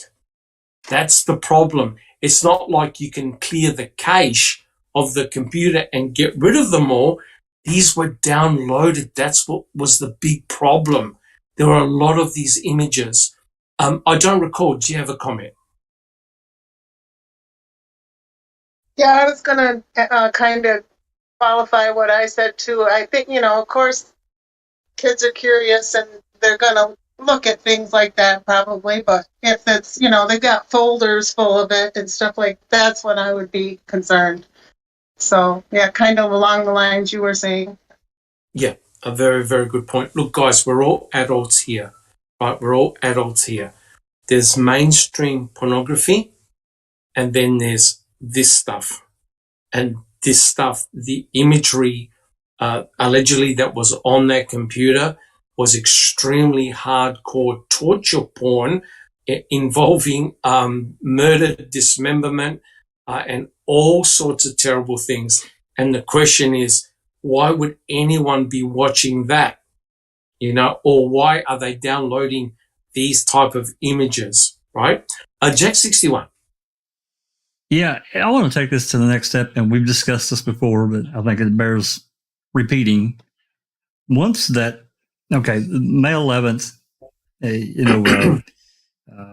Fassbender and Uyghur had given the CD from Billy. I'm sure they viewed it. He probably said, you need to take a look at these folders. This is what I found. Holy shit. So they're looking through this, blah, blah, blah, and they're seeing all this, what we've just discussed, this torture porn, all these terrible imagery.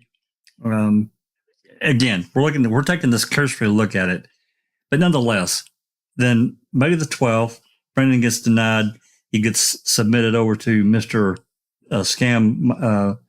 Mr. O'Kelly, and he does his magic, and all of a sudden, voila, they have a coercion session set up the next day on the 13th for Brendan with Uyghur and Fassbender. Correct. They don't question him about all this stuff. Nothing.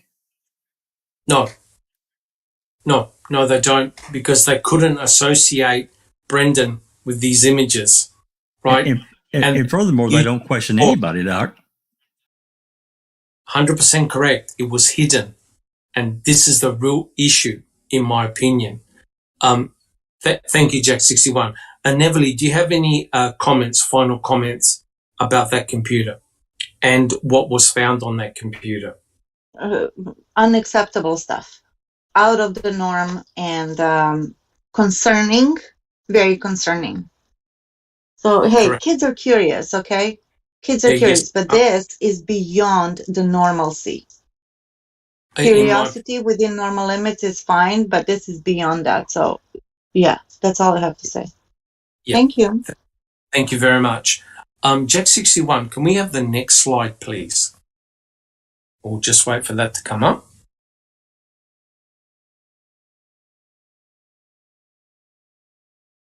Okay, so you can clearly see here.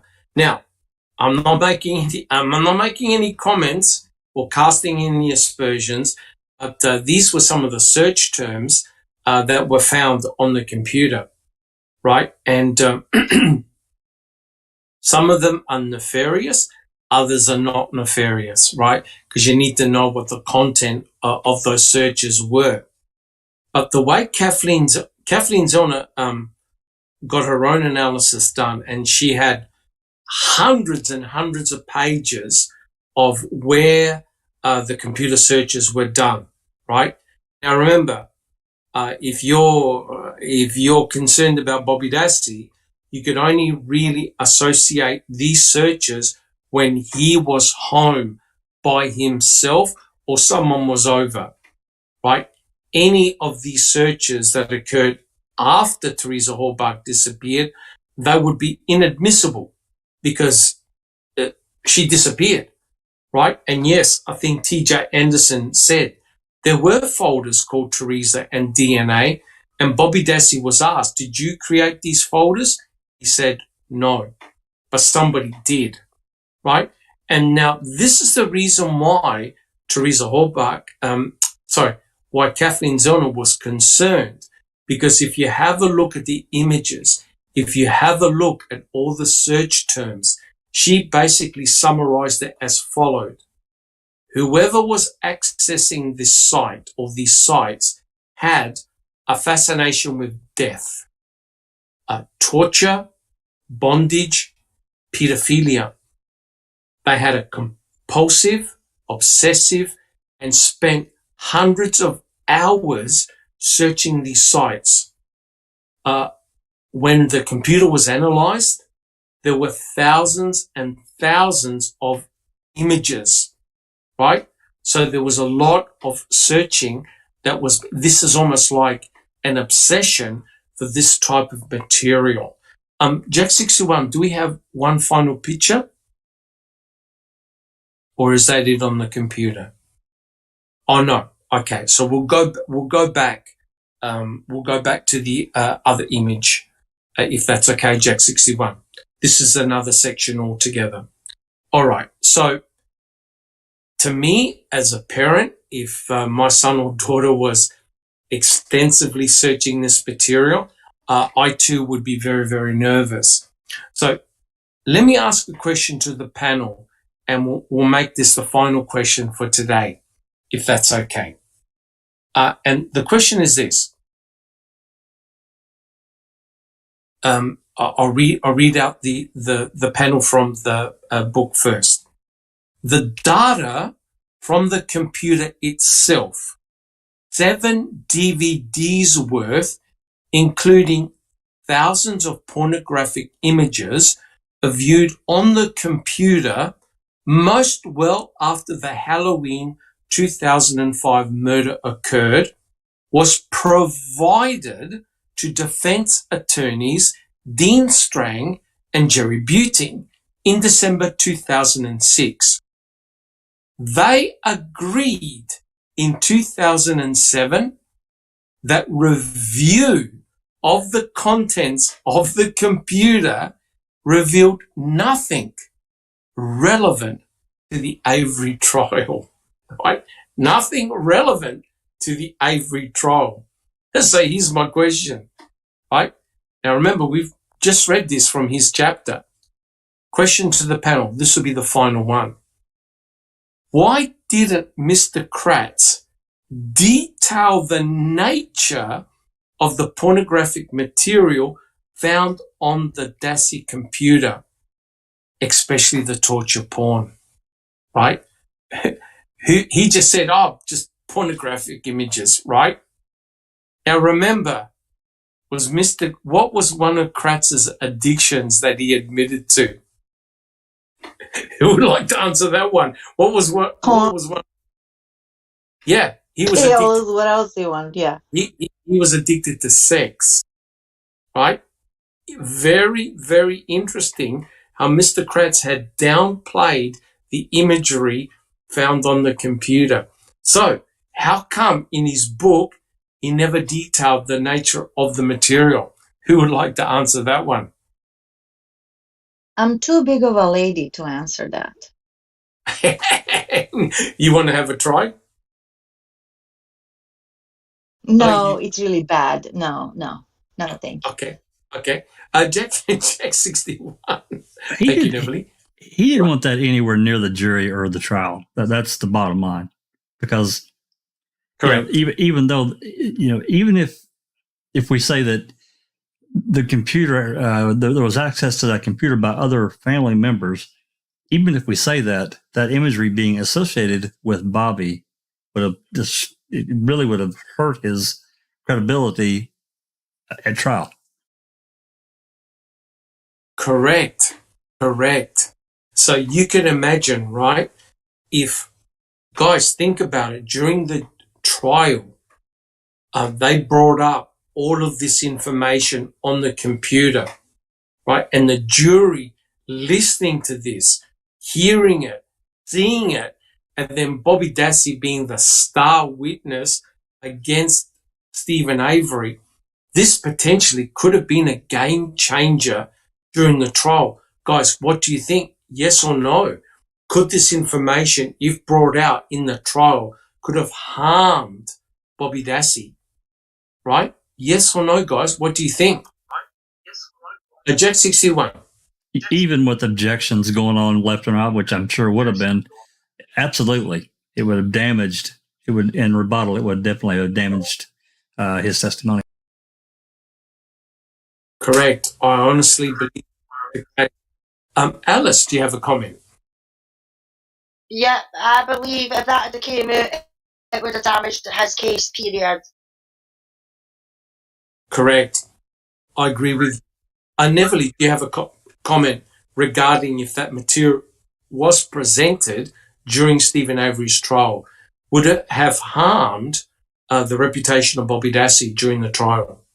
Yes, I honestly believe it would have put a huge shade on Bobby, the star witness for the state. However, if I can be a little bit funny, when it did come out in one of the Zellner's motions, when it did come out, when she named him as a Denny and why he's a Denny, in her opinion, the state did respond, oh, just because he likes porn doesn't make him dishonest, right? Correct. And I think that they would have claimed the same thing over there, that's how they would explain it.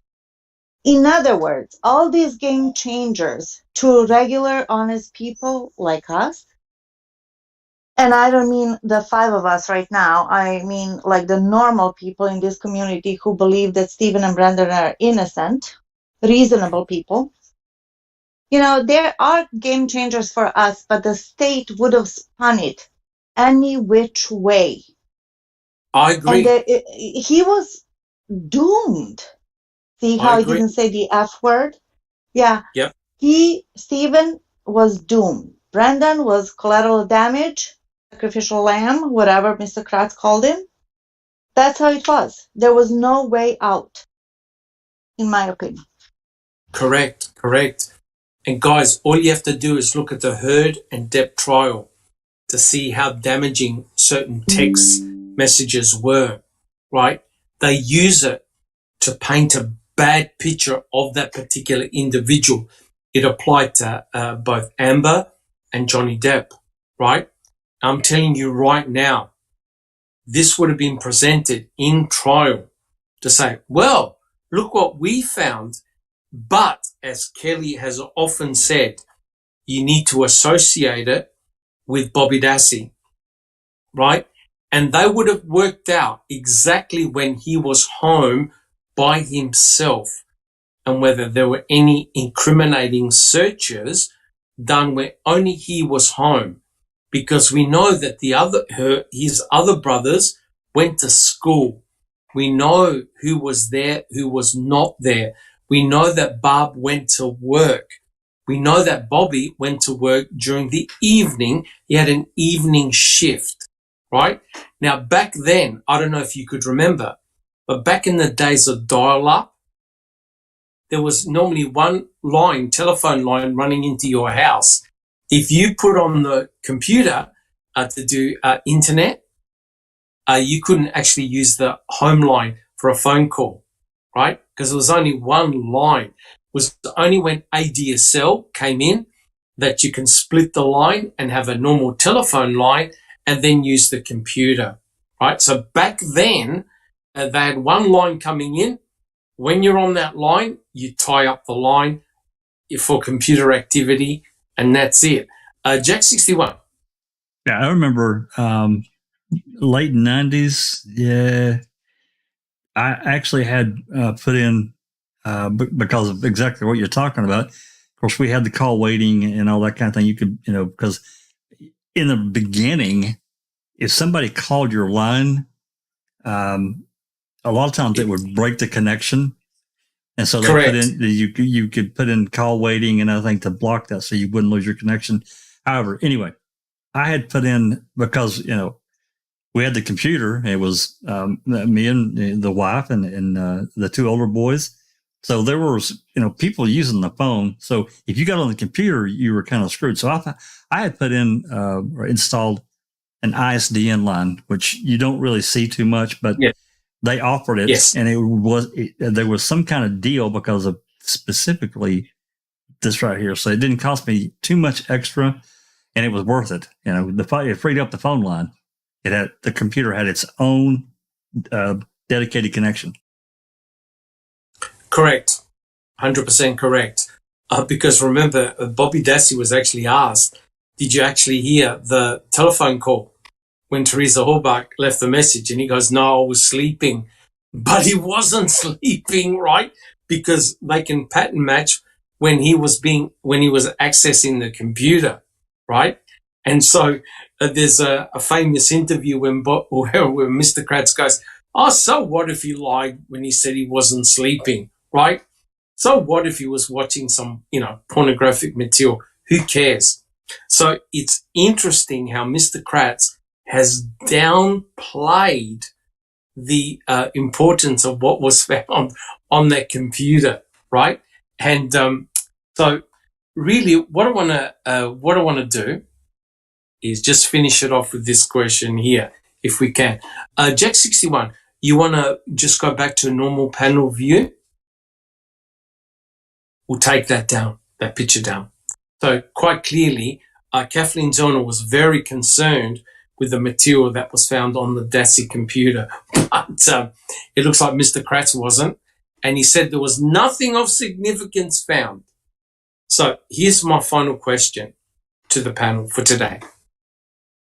What do you believe the state would have done if the pornographic material was not found on Stephen Avery's computer instead?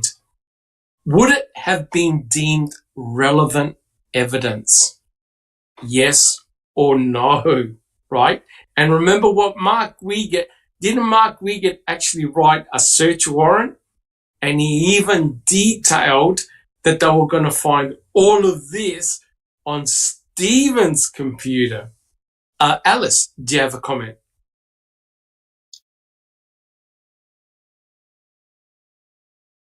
Alice? Yeah. Yeah, Doc. If that was actually found on Stephen's computer, they would have used it.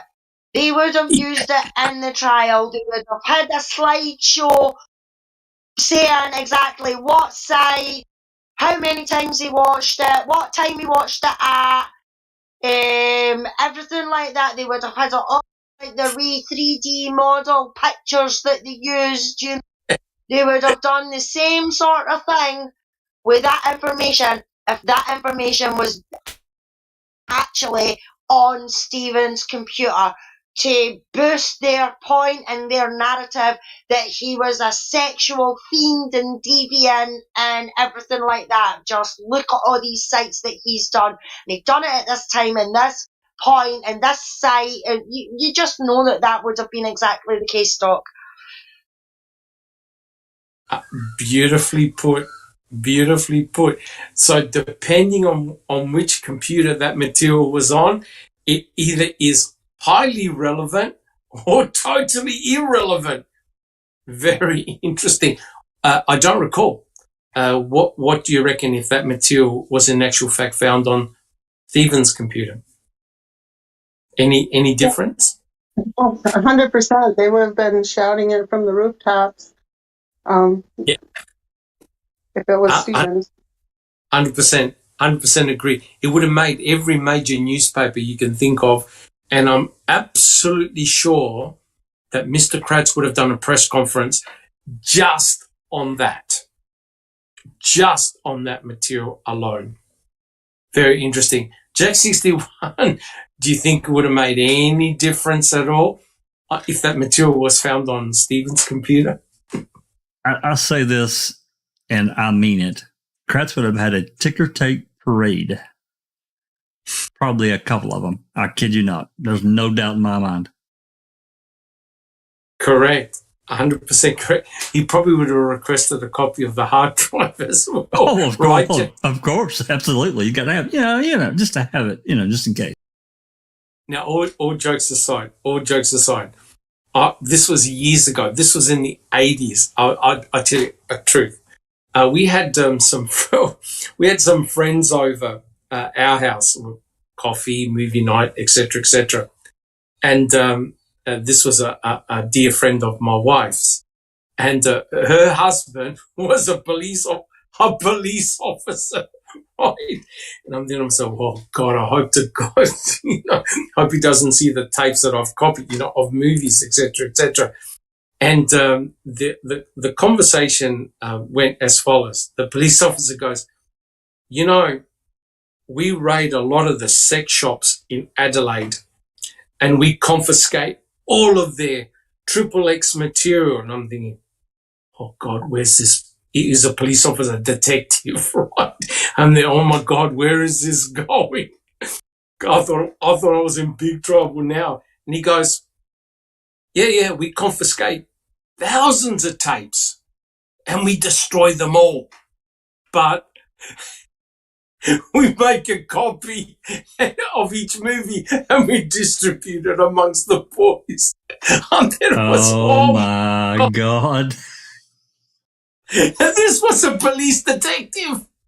And he goes, yeah, we confiscate them, but we copy it because they've got the machines to copy, and we give them out to the boys.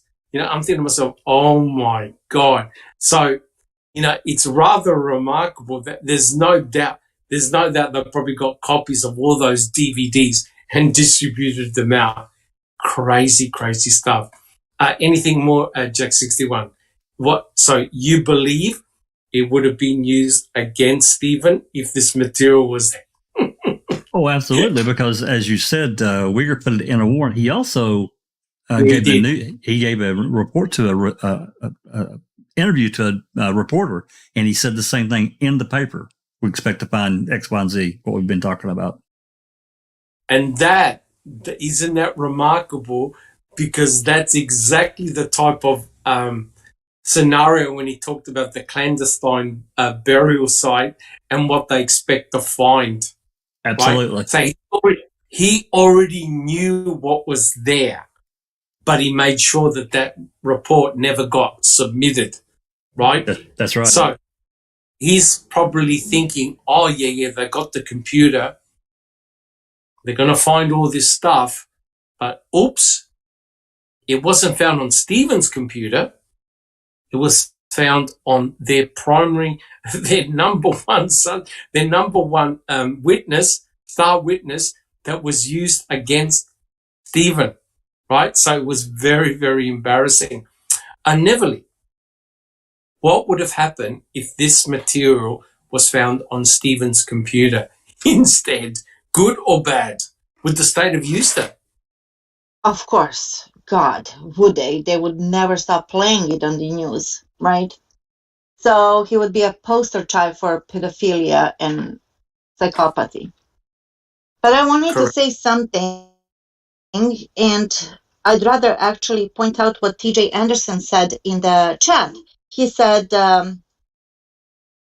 it would have made a difference for Brandon. And I was thinking the same thing, TJ, because then they wouldn't have needed Brandon, as a co-conspirator.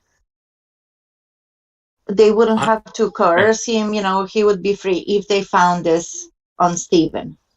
For a long time, I was so upset about the whole missing the hard drive, for all these months, putting, and the Valley CD and all of that. And I'm like, and then Kratz being the way that Kratz is, I'm like, I bet that they just transferred whatever it was on Kratz's computer and put it on Bobby's, right? But then I'm thinking, I know. But then I'm thinking, no, if they did that, they would have put it on Stevens. Correct. You know what I mean? They wouldn't bother with Bobby. They would have put it on Stevens. But maybe they did it on Bobby, so to have something over him, so he would comply and be their star witness. Correct. We don't know. This is Yep. amazing how we are actually putting things together. We could be so far off, or we could be so close. Correct. 100% correct. And now we have Jack61 on camera. Jack61, welcome. Good to see you. Thank you. Yep. Thought I'd turn it on for a minute. Join you on camera. Awesome. Love it. Awesome. Come on, Everly. Come on, Alice. Let's go. Come on, camera. You got to come on camera. People in chat have to see who we are. I cannot today. I did last time. I cannot today. No problems. Well, look, guys, what I like to do is let's just finish off this section. I've got one more question. Is that all right?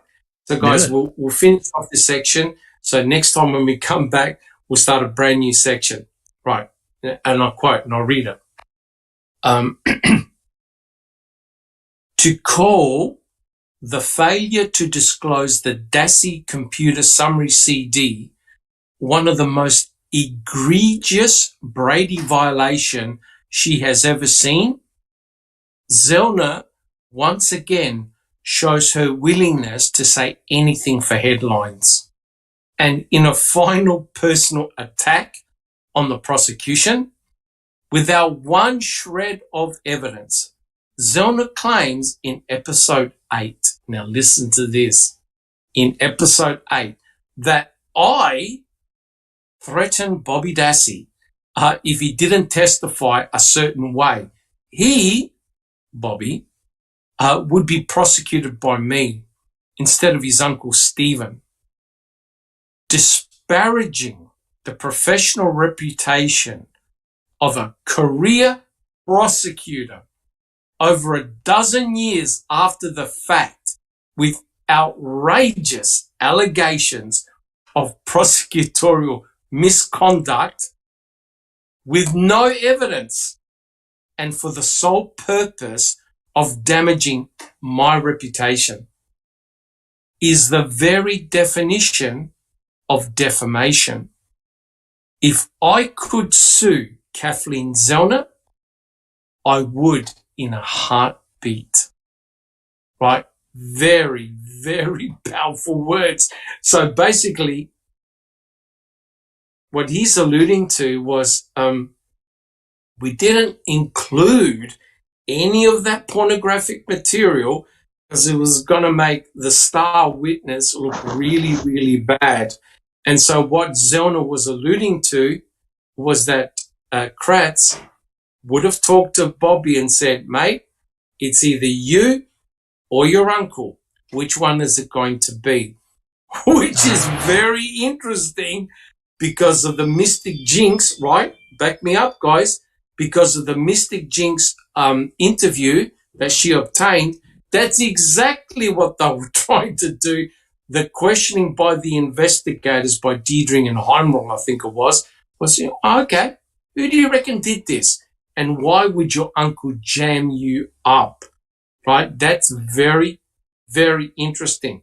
So here's the question to the panel. Did Mr. Kratz display prosecutorial misconduct? Neverly.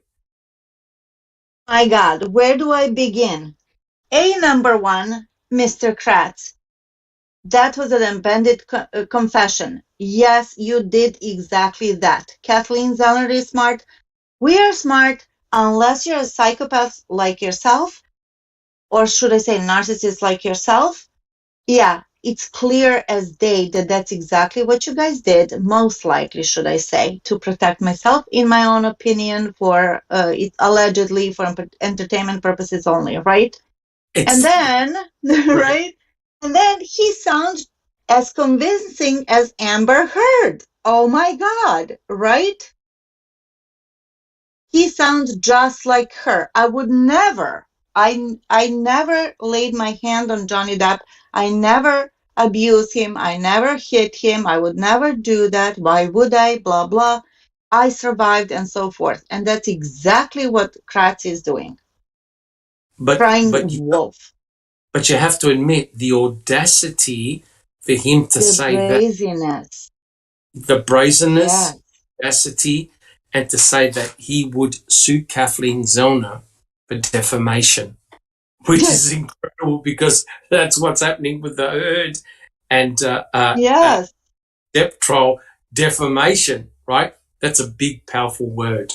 Mm-hmm. Big, But powerful he word. knows that he is protected, he can be sued, so he can say whatever he wants, which is, game. This is not a fair play game. It's not fair. It's like come out and put that aside and see where it's going to take you. But, he is the way he is.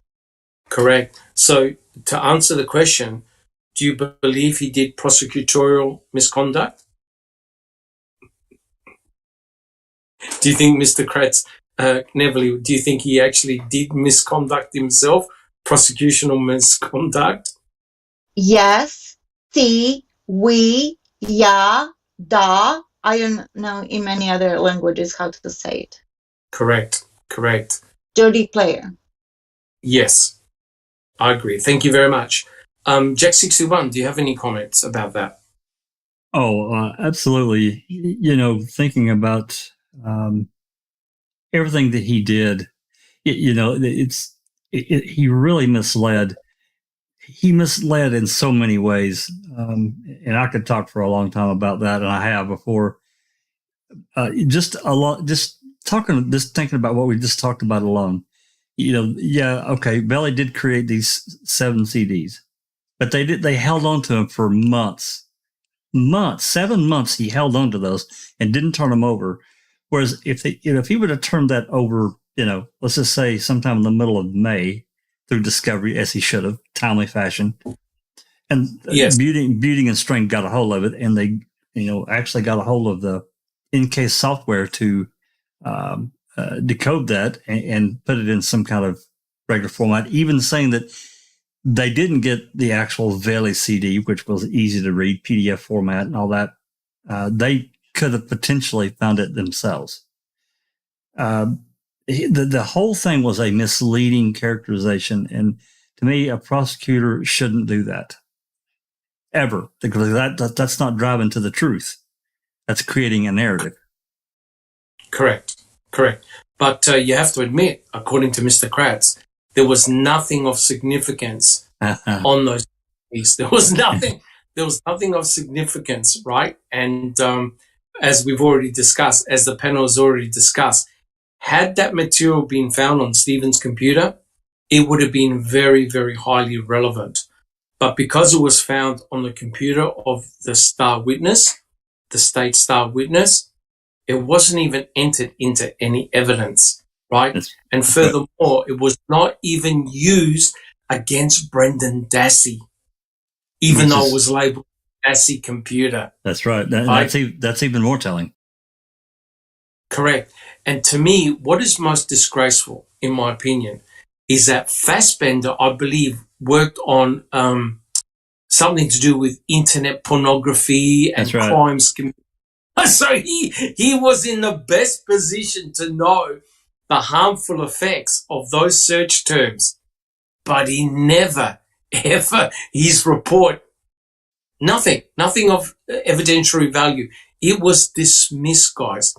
Let me tell you now, I don't know how it is in the US or in Scotland or wherever. You have that material on your computer in Australia, you're doing prison time. If it's to do with I'm sorry, Doc. I just think that under most circumstances, a state agent, even in Wisconsin, depending, if they found that, at minimum, questions are going to be asked, and potentially, as you said, jail time, serious jail time.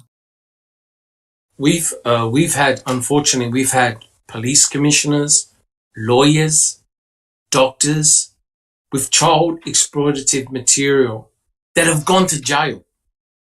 You've got here underage pornography involving young kids. Nobody got a slap on the wrist.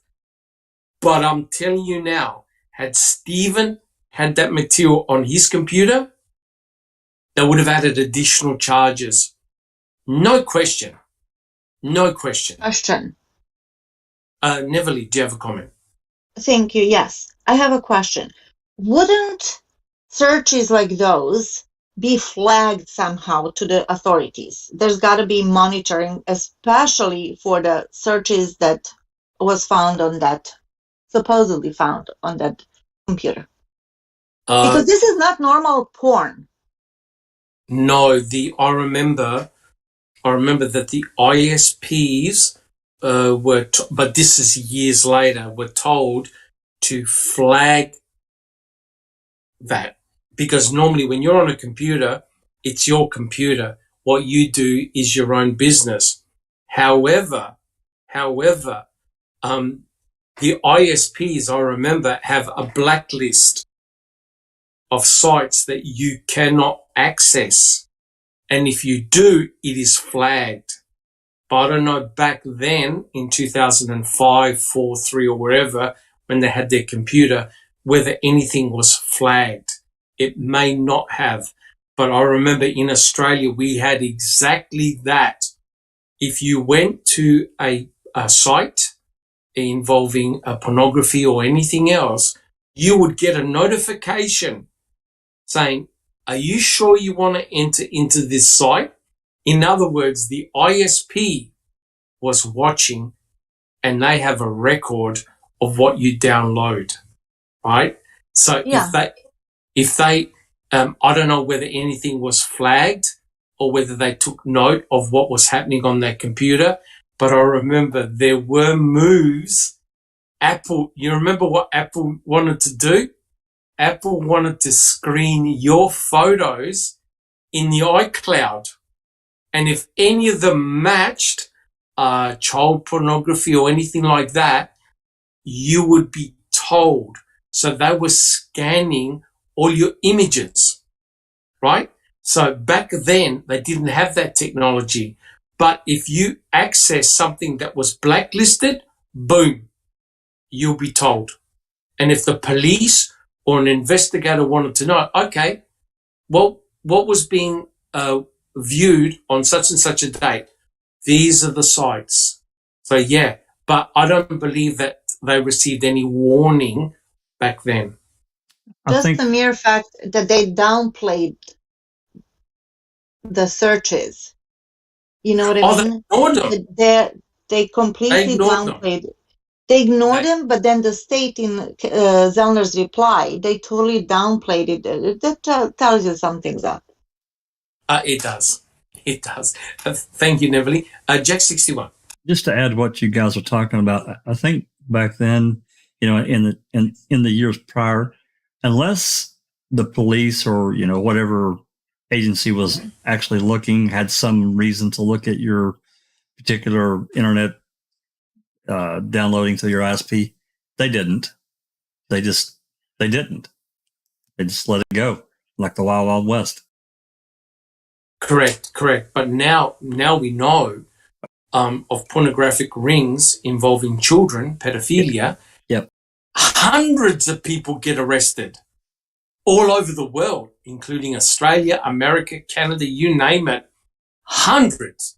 So they've got the software to trace if you've downloaded an image, right? They can detect it on your computer. Yeah. And I remember years ago, guys, when people were downloading movies without the use of a VPN, all these people got convicted and charged in a lawsuit that they had downloaded this particular movie or movies on their computer, right? So they approached the ISP and say, right, who downloaded this? And they would, by law, have to give all the people's IP addresses of you downloading that particular film, and everyone got charged, right? So if they want to, they can determine what websites you've gone to and what material you've downloaded, images, videos, sound bites, you name it. If it's digital, it's traceable. Well, it's like you said, Doc, considering Fassbender's prior history with the child porn and the internet business. It is surprising that they didn't at least ask the question, ask the ISP, and they could have found. I'm sure they could have found at least some records of what was going on immediately, and they didn't. That is really questionable. No, they don't want to damage their star witness. Right. Right? They don't want to damage their star witness because it would have looked really, really bad. And as we can see in the Heard and Depp trial, it's all about perception. You know, when you read a text, you go, oh my God, you know, he's such and such, she's such and such. And in a court of law, especially when Mr. Kratz is saying that this is a crime involving sex, it's a sex-based crime, right? That's exactly, and they're painting Stephen as a sexual predator. And all of a sudden, all of this torture porn is found on their star witness's computer. I understand not all of it can be traced back to Bobby, but some of it can. Whether it's mild pornography, hardcore pornography, something was happening in that household that didn't look good. That didn't look good. That's all I want to say. All right, guys, do we have any so much for a short podcast. Do we have any final comments or questions? We're all good? Well, look, guys, I want to thank everyone in chat. Wow, we've got a lot of people in chat, but we have been going on for several hours. I like to close it here because we've got a brand new section. We've probably got a few more podcasts to go, and then we've completed this project, and we'll have to come up with some new and exciting projects in the future to do podcasts on. And of course, as soon as we hear any new information that comes out, especially through, and I know that Jack 61 has got a lot of FOIA material hopefully coming up. It'll be very, very interesting. But look, guys, I'd like to thank everyone in chat. Thank you so much for coming along. And apologies if I haven't called out your name, but we've got quite a lot of people in chat. Thank you so much for your enthusiasm and passion. If you like what we did, please subscribe to our channel. Give us a thumbs up if you liked our podcast. And thank you so much for all your support. I'd like to thank all the panel members for rolling up and with their comments and enthusiasm. But we can't leave without spending at least 1 minute. What do you think about what's happening with the Heard and Depp trial? Jack 61, we'll start off with you first. What's your impressions so far? Let me get out of this video, and if I could take like maybe a minute or two, I want to show a video. And I saw this today. I actually shared it in Discord. Let me see if I can pull it up for us. And this is during trial. And this is just so indicative of just what I've observed of what evidence Amber has presented and with their lawyers. Give me just 1 second here. Web page.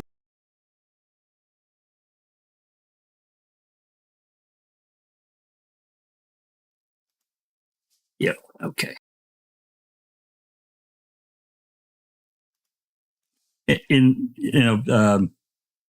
not going to really matter if you have your volume undone or not, because what's going to be displayed is what she was doing or actually not doing. But I'm gonna play. Go for it. Nod to the mother. Because despite the fact that Ms. Heard can't support her accusations with actual evidence, what we have put to you, the jury, is not that because Ms. Heard didn't take enough pictures or tell people about abuse that it didn't happen. What we have put to you is that given how brutal and constant the abuse Ms. Heard claims, she would have had serious injuries. That's a fact. She would have had serious injuries. That would have been observable in the pictures we looked at and by the witness.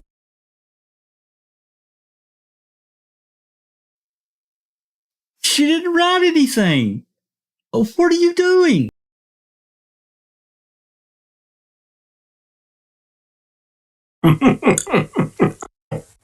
So, He was air writing. Well, I mean, Air writing. Yeah, this is indicative of what she's presented. It's fake crying, fake injuries, fake testimony, and fake rights. And fake writing. It's everything just rolls up into just one big fakery. Why would you do that? I mean, seriously, she's in the middle of her damn trial. Well, to me personally, it's how her brain works. It's a diversion, right? Don't listen to what they're saying. Pretend that you're writing counter arguments and counter notes, right? So no matter what any witness is saying or what any attorney is saying, I'll just pretend I'm writing a counter argument. She did that throughout the entire trial. She handed so many post-it notes. Yes. To her. There's a picture, I think it was Neville or somebody who posted her attorney all in post-its. Did you see that one? I did, and I think Nerly and I both posted it. It's because, and there's another video, and I saw it on Popcorn Planet, and basically it was this young man. It was at trial every day, and he was talking about originally. They were out in the hall, I guess, and talking about pretty much how cordial most everyone was, and he's talking about the players in the trial here. Anyway, and this was recently, either yesterday or the day before, that Elaine had come to the women's bathroom sobbing, went in, she was crying pretty bad. And I guess he's with friends there at the trial, and one of the girls was going to go in, but another lady went in, followed Elaine, so they didn't go. And a few minutes later, Elaine emerges, nose base is all red, and they asked her if she was okay and needed anything. They were just trying to be helpful, and she said no and thanked them. And the second part of that was that, and I really hadn't noticed. I really hadn't. Maybe I just wasn't paying close enough attention. But apparently, throughout the entire trial, Amber has been passing these Post-it notes to both Elaine and Rottenborn, just constantly passing Correct. these. God, did the jury see that? Because I'm telling you, if I was a juror, I'd have a real problem with it. That's just me, though. They would have seen it. They would have seen. And you know what's remarkable about? If I could just quickly say, what's remarkable about the way it's set up? I think it also happened in the Stephen Avery, Brendan Dassey trial. You don't see the jury. You don't see the jury. They're not allowed to broadcast the jury.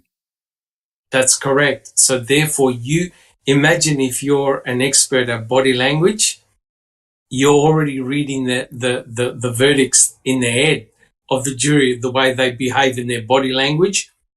But having said that, I've been watching a couple of podcasts in which one guy was in the room listening, and he already made a mental image of every one of the jurors.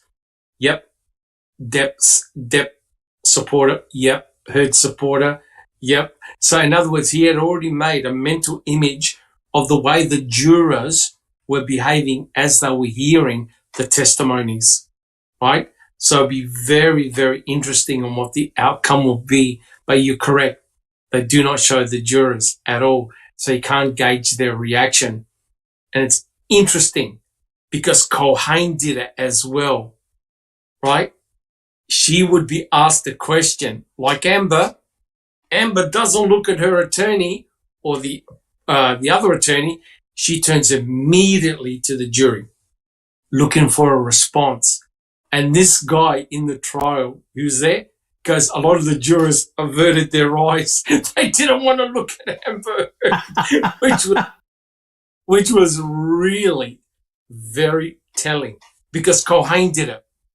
Well, Every time Culhane had an explanation, she looked at the jury. Well, that was another part of what she did throughout the trial. She would constantly, even when she wasn't even talking, she would glance over at as a juror, at the jury. If I was a jurist, I'd be like, you need to pay attention to the lawyer's talking. I don't know. It was just creepy to me. I've never seen anything quite like it Well, to that extent. yes, they tell him address the jury, which is like a natural thing to do Sure. once in a while, not all the time. Right. But, you know, to add to Amber's conduct on stand or in court for the last 6 weeks with all those post-it notes and with air writing, think about Yeah. it. Think about it. It's a conscious decision to do that. Even if she was doing it to calm her nerves, you know, anxiety, whatever, she still had to chuckle at writing nothing. That's Correct. crazy.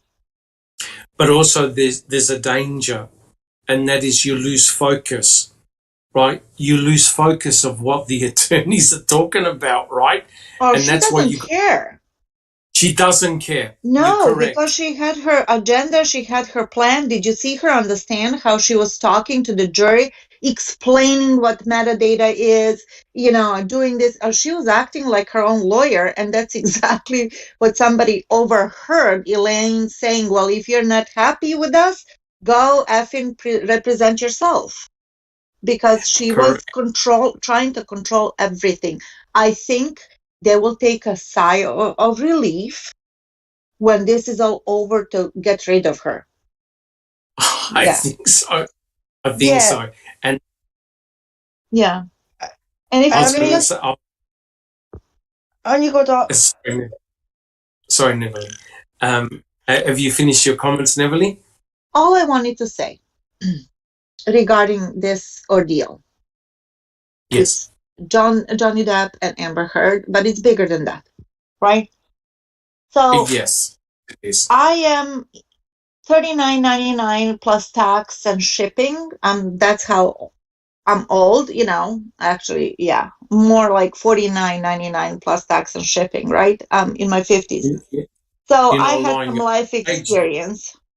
Yeah, I had some life experience and stuff. And what I learned is when you have a character like Amber in front of you in your life that's affecting you, triggering you greatly, that you actually have to take a step back and thank them. Say, thank you, Amber, for teaching me a valuable lesson. What integrity and character means, how important that is to me. I wish you luck and all the best, but leave me alone. Step away.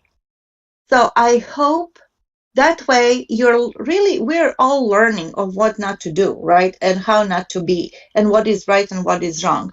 Because what that woman has done to many people, not just Johnny Depp, we're not talking about Johnny Depp now. We're talking about thousands, millions of survivors of domestic abuse violence, domestic violence victims. She has done mockery. She has mocked the whole system, the whole movement, the whole syndrome. She has done that. And that's so very wrong on so many levels. But we should learn from that. That's what I honestly believe. So I'll pass the mic to somebody else. Thank you very much, Neverly. I have one more comment to add. What? I'm sorry. I have one more comment to add, and I actually had meant to do this. And I think about when she was, testifying about this, that, and the other thing. And she goes on and on about, how much she cared for Johnny and she's trying to help. And then I think about that morning or whenever it was, that evening, Johnny had learned he had lost all those millions of dollars and he was absolutely sideways and whatever. I don't care if he was drunk or sober or high or whatever. And he was literally taking it out on his own personal property.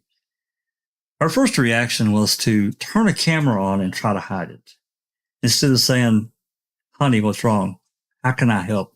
I'll help you get through this. It's okay. What happened? That's not what she did whatsoever. It was completely opposite. What she did was a nefarious act, and I don't care how you slice it. It was recorded on her device, period. It was trimmed to cut her out of the front and the back of it. shipped off to TMZ, and it doesn't, and me personally, I don't care who did it. Either she did it or somebody, or she allowed someone to her with her device to do it in her stead. It doesn't matter. It's still hers and it's her responsibility. So she didn't care. This was done with intent to hurt Johnny, period. And it's wrong. Yeah, correct. Yeah. We can talk for, I agree, Jack 61. We can talk for hours about this, and we probably will have another podcast because we did have a discussion, right? But my only point that I want to make before I get on to Alice is that what is remarkable, and I found this universally, because not that I'm addicted, but I listened to all the trials at 2-3 o'clock in the morning because I was riveted. I've been reading the chats. What was remarkable was that the harshest critics of Amber Heard were women. And women that were survivors of domestic violence and sexual abuse. Sorry for using that word. They were disgusted. A lot of them were disgusted with what Amber portrayed in court. And these are women themselves. To me, that's really hurtful.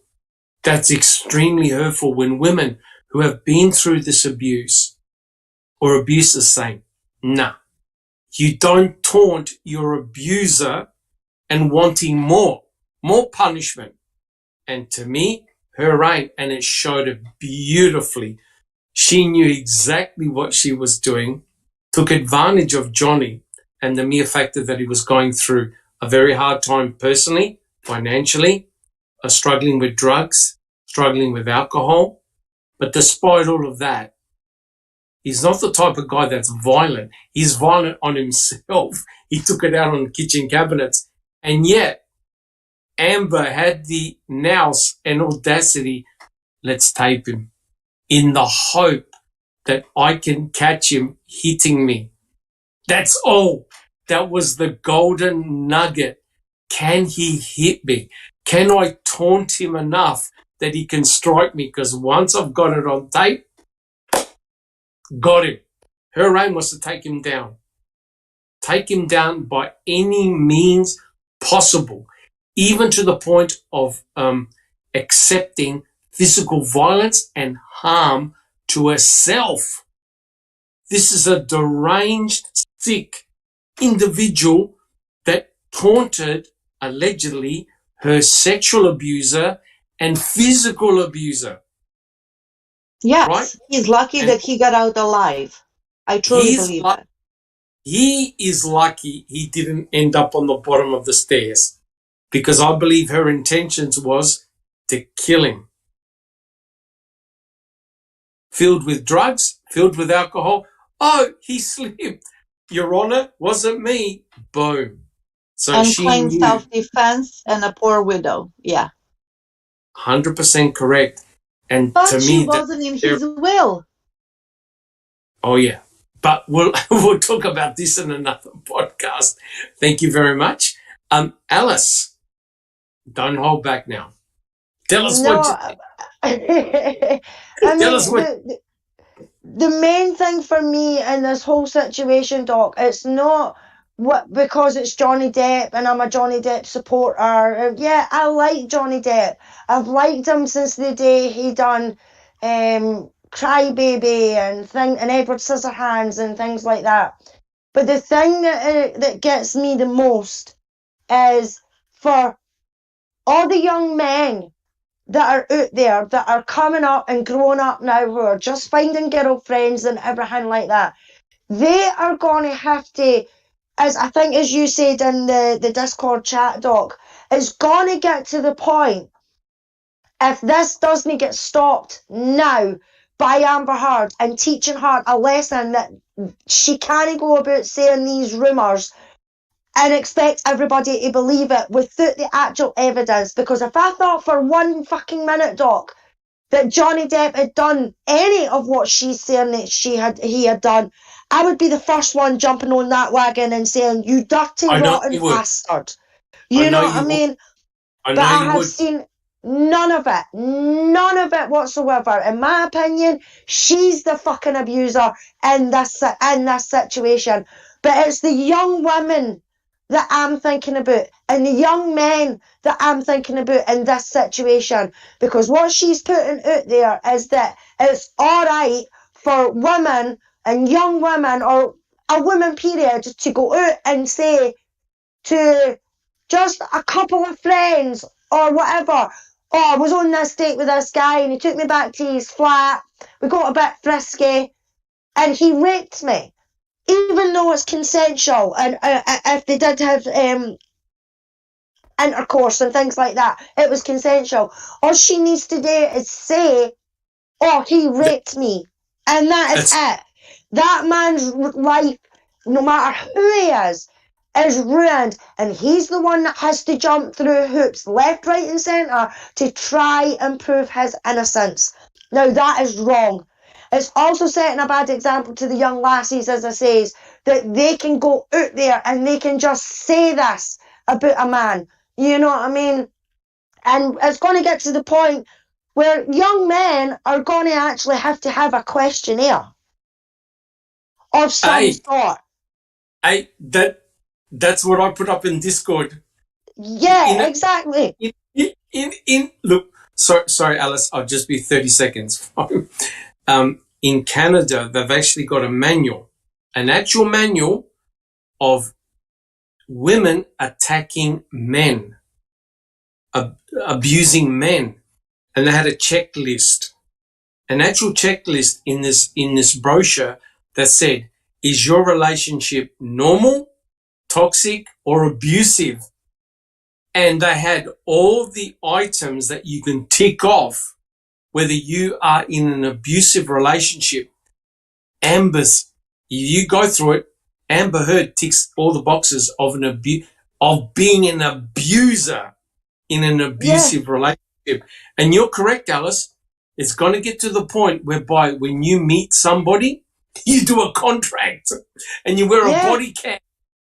You wear a body cam to prove that you haven't done anything nefarious, because otherwise you could end up in prison for 20 years for rape or whatever, and you've done nothing. If both male or female has something against you or you're being targeted, you're dead in the water. It is that serious. Sorry, Alice. Well, that's how it is pretty much in the United States. And I think Cherie and Jack could back me up on this one. So far, a woman can, all she has to do is claim some kind of a violence, physical or sexual abuse, and call the cops, and they will take the guy away with no questions asked. It happened to 2 or 3 of friends of mine. Yeah. No questions asked. All you have to do is make a phone call. They come to your door and they take him away. And then you have to explain everything. Yeah, that's it. And Everly, they have to do the double time. They have to constantly try and figure out how they can prove their innocence. You know what I mean? And it's wrong. That is so wrong on so many levels. I mean, an incident like that happened here in the UK, and it was on a show called Big Brother. And it was she was an actor. It was Celebrity Big Brother. So this was a celebrity, and she was a female celebrity, and there was this boy celebrity in it as well. And all he did was kind of fight with her, you know, come on, put him up, you know, sort of cowardly lion sort of play, you know, and she went, ow, but then she started laughing and giggling about the situation. But then she went away into the bedroom and she's saying, oh, can you call me to the diary room, please? So Big Brother calls her to the diary room, and she sits in that diary room with millions and millions and millions of people watching her. She sits in that diary room, and she gives it all the, oh, well, he really hurt me, and it was sore, and Big Brother even says to her, are you sure it was like that? Are you sure it's just not being playful and everything like that? And she was like, no, he really meant to hurt me, and I'm scared. And but not only that, she then went out into the house, and people were picking up on what was, asking her what's wrong and everything like that. And she went about telling the housemates that Ryan had aggressively punched her, you know. No. And I mean, like, aggressive, and they were all taking it in, Doc. They were, really? Oh, I don't think Ryan would do that. You know, are you sure he was the kidding? And she's like, no, it really hurt, and everything like that. Now, there's cameras everywhere in that house. There's the only place that there isn't a camera is the toilet. Correct. But you can go into the toilet. There is microphones in the toilet. But if they were in that toilet having a sneaky private conversation, and she did that without the camera being there, oh my God, that man's career would have been over in a minute. But because the camera seen it, Big Brother went and checked it, they checked the cameras, it got to the stage that everybody outside was booing her, shouting, get her out, get her out, get her out, and everything like that. And it even got to the point now, when you're in that house, they're in the Big Brother house for, I think it's like 2 months or 3 months or something like that. And they do not get to see what we see on the outside, you know. They don't know what's happening. I mean, Ryan was plastered all over the media and everything like that. Yeah. And so was she. But it was hard that it was being portrayed badly in it. And they even showed, it got to the point that they had to show the housemates exactly what happened, because she went round every single one of the housemates and told them that he was violent and he really punched her and he meant it. And when they actually seen the video, they could not believe what they were seeing, because the way she made it out, it was like he really, really punched her one, you know, really, really smacked her one. And I actually forgot about that until somebody had reminded me the other week there, and I was like, oh my God, that's right, that happened. If it hadn't have been for the cameras being in the house like that, Ryan's career would have been done, Doc. It would have been done. And the day the day that Amber Turd, I'll say it, Doc, Amber Turd, the way she made that trio on the 27th, Johnny's life was over. It was gone. It was damaged. His reputation was gone. Even though the closest ones to him knew that there's no way that could be true, she did it publicly. So she destroyed him publicly. Well, now karma is a bitch, and she is biting at Amber's heels. And I'm hoping that the jury have seen exactly what we've seen and prove that Johnny was right. That's what I'm hoping for, and I'll leave it at that. Thank you for your opinion there, Alice. You're correct, and I think we should leave it there because we could talk for another 4 or 5 hours for sure. But it's funny, I've been watching the trials. I've been taking extensive notes, right? That's how not obsessed I am. But it's very, very interesting how this is going to play out. And as Neverly, as everybody on this panel and people in chat have resonated, the outcome is going to be very, very far-reaching for both men and women in any form of relationship everywhere, right? It's that serious how you can destroy someone very, very easily. You mentioned the abuse word, the sexual abuse word. You're gone.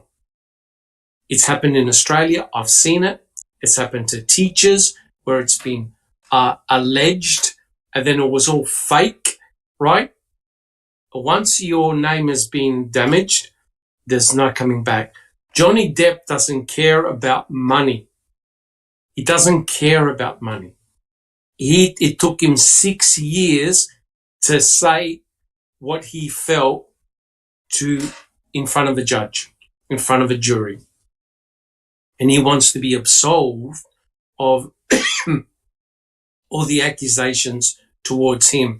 He had to wait 6 bloody years in order to do it, right? And it also happened, and Jack61 will back me up, it also happened to a famous YouTuber, right, when he was accused of all these things, got sued, he got fired, his reputation got destroyed, and in the end, he proved it was all fake. All right? He was targeted by this particular obsessed female that was all consensual, everything, he proved it, but the damage was done. He got destroyed, right, until it took him 6 years to clear his name. But the damage is done, guys. Jack61, do you have any final comments? Well, not about that. I was just gonna, before we get out of here, there is going to be an open mic tomorrow, and I thought what we would do, given the new recording, the oral arguments we talked about in the Colburn v. Netflix lawsuit, that we would go through and dissect it and talk about it. Just want to throw it out. Awesome. All right, guys. Well, thank you so much. Lucky we had a short podcast, but I'd like to thank everyone in chat. Thank you so much for your support, and thank you to the panel. And we will catch up.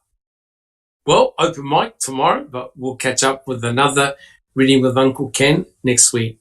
Thank you so much, guys. Thank you for your support. This has been a Foul Play production.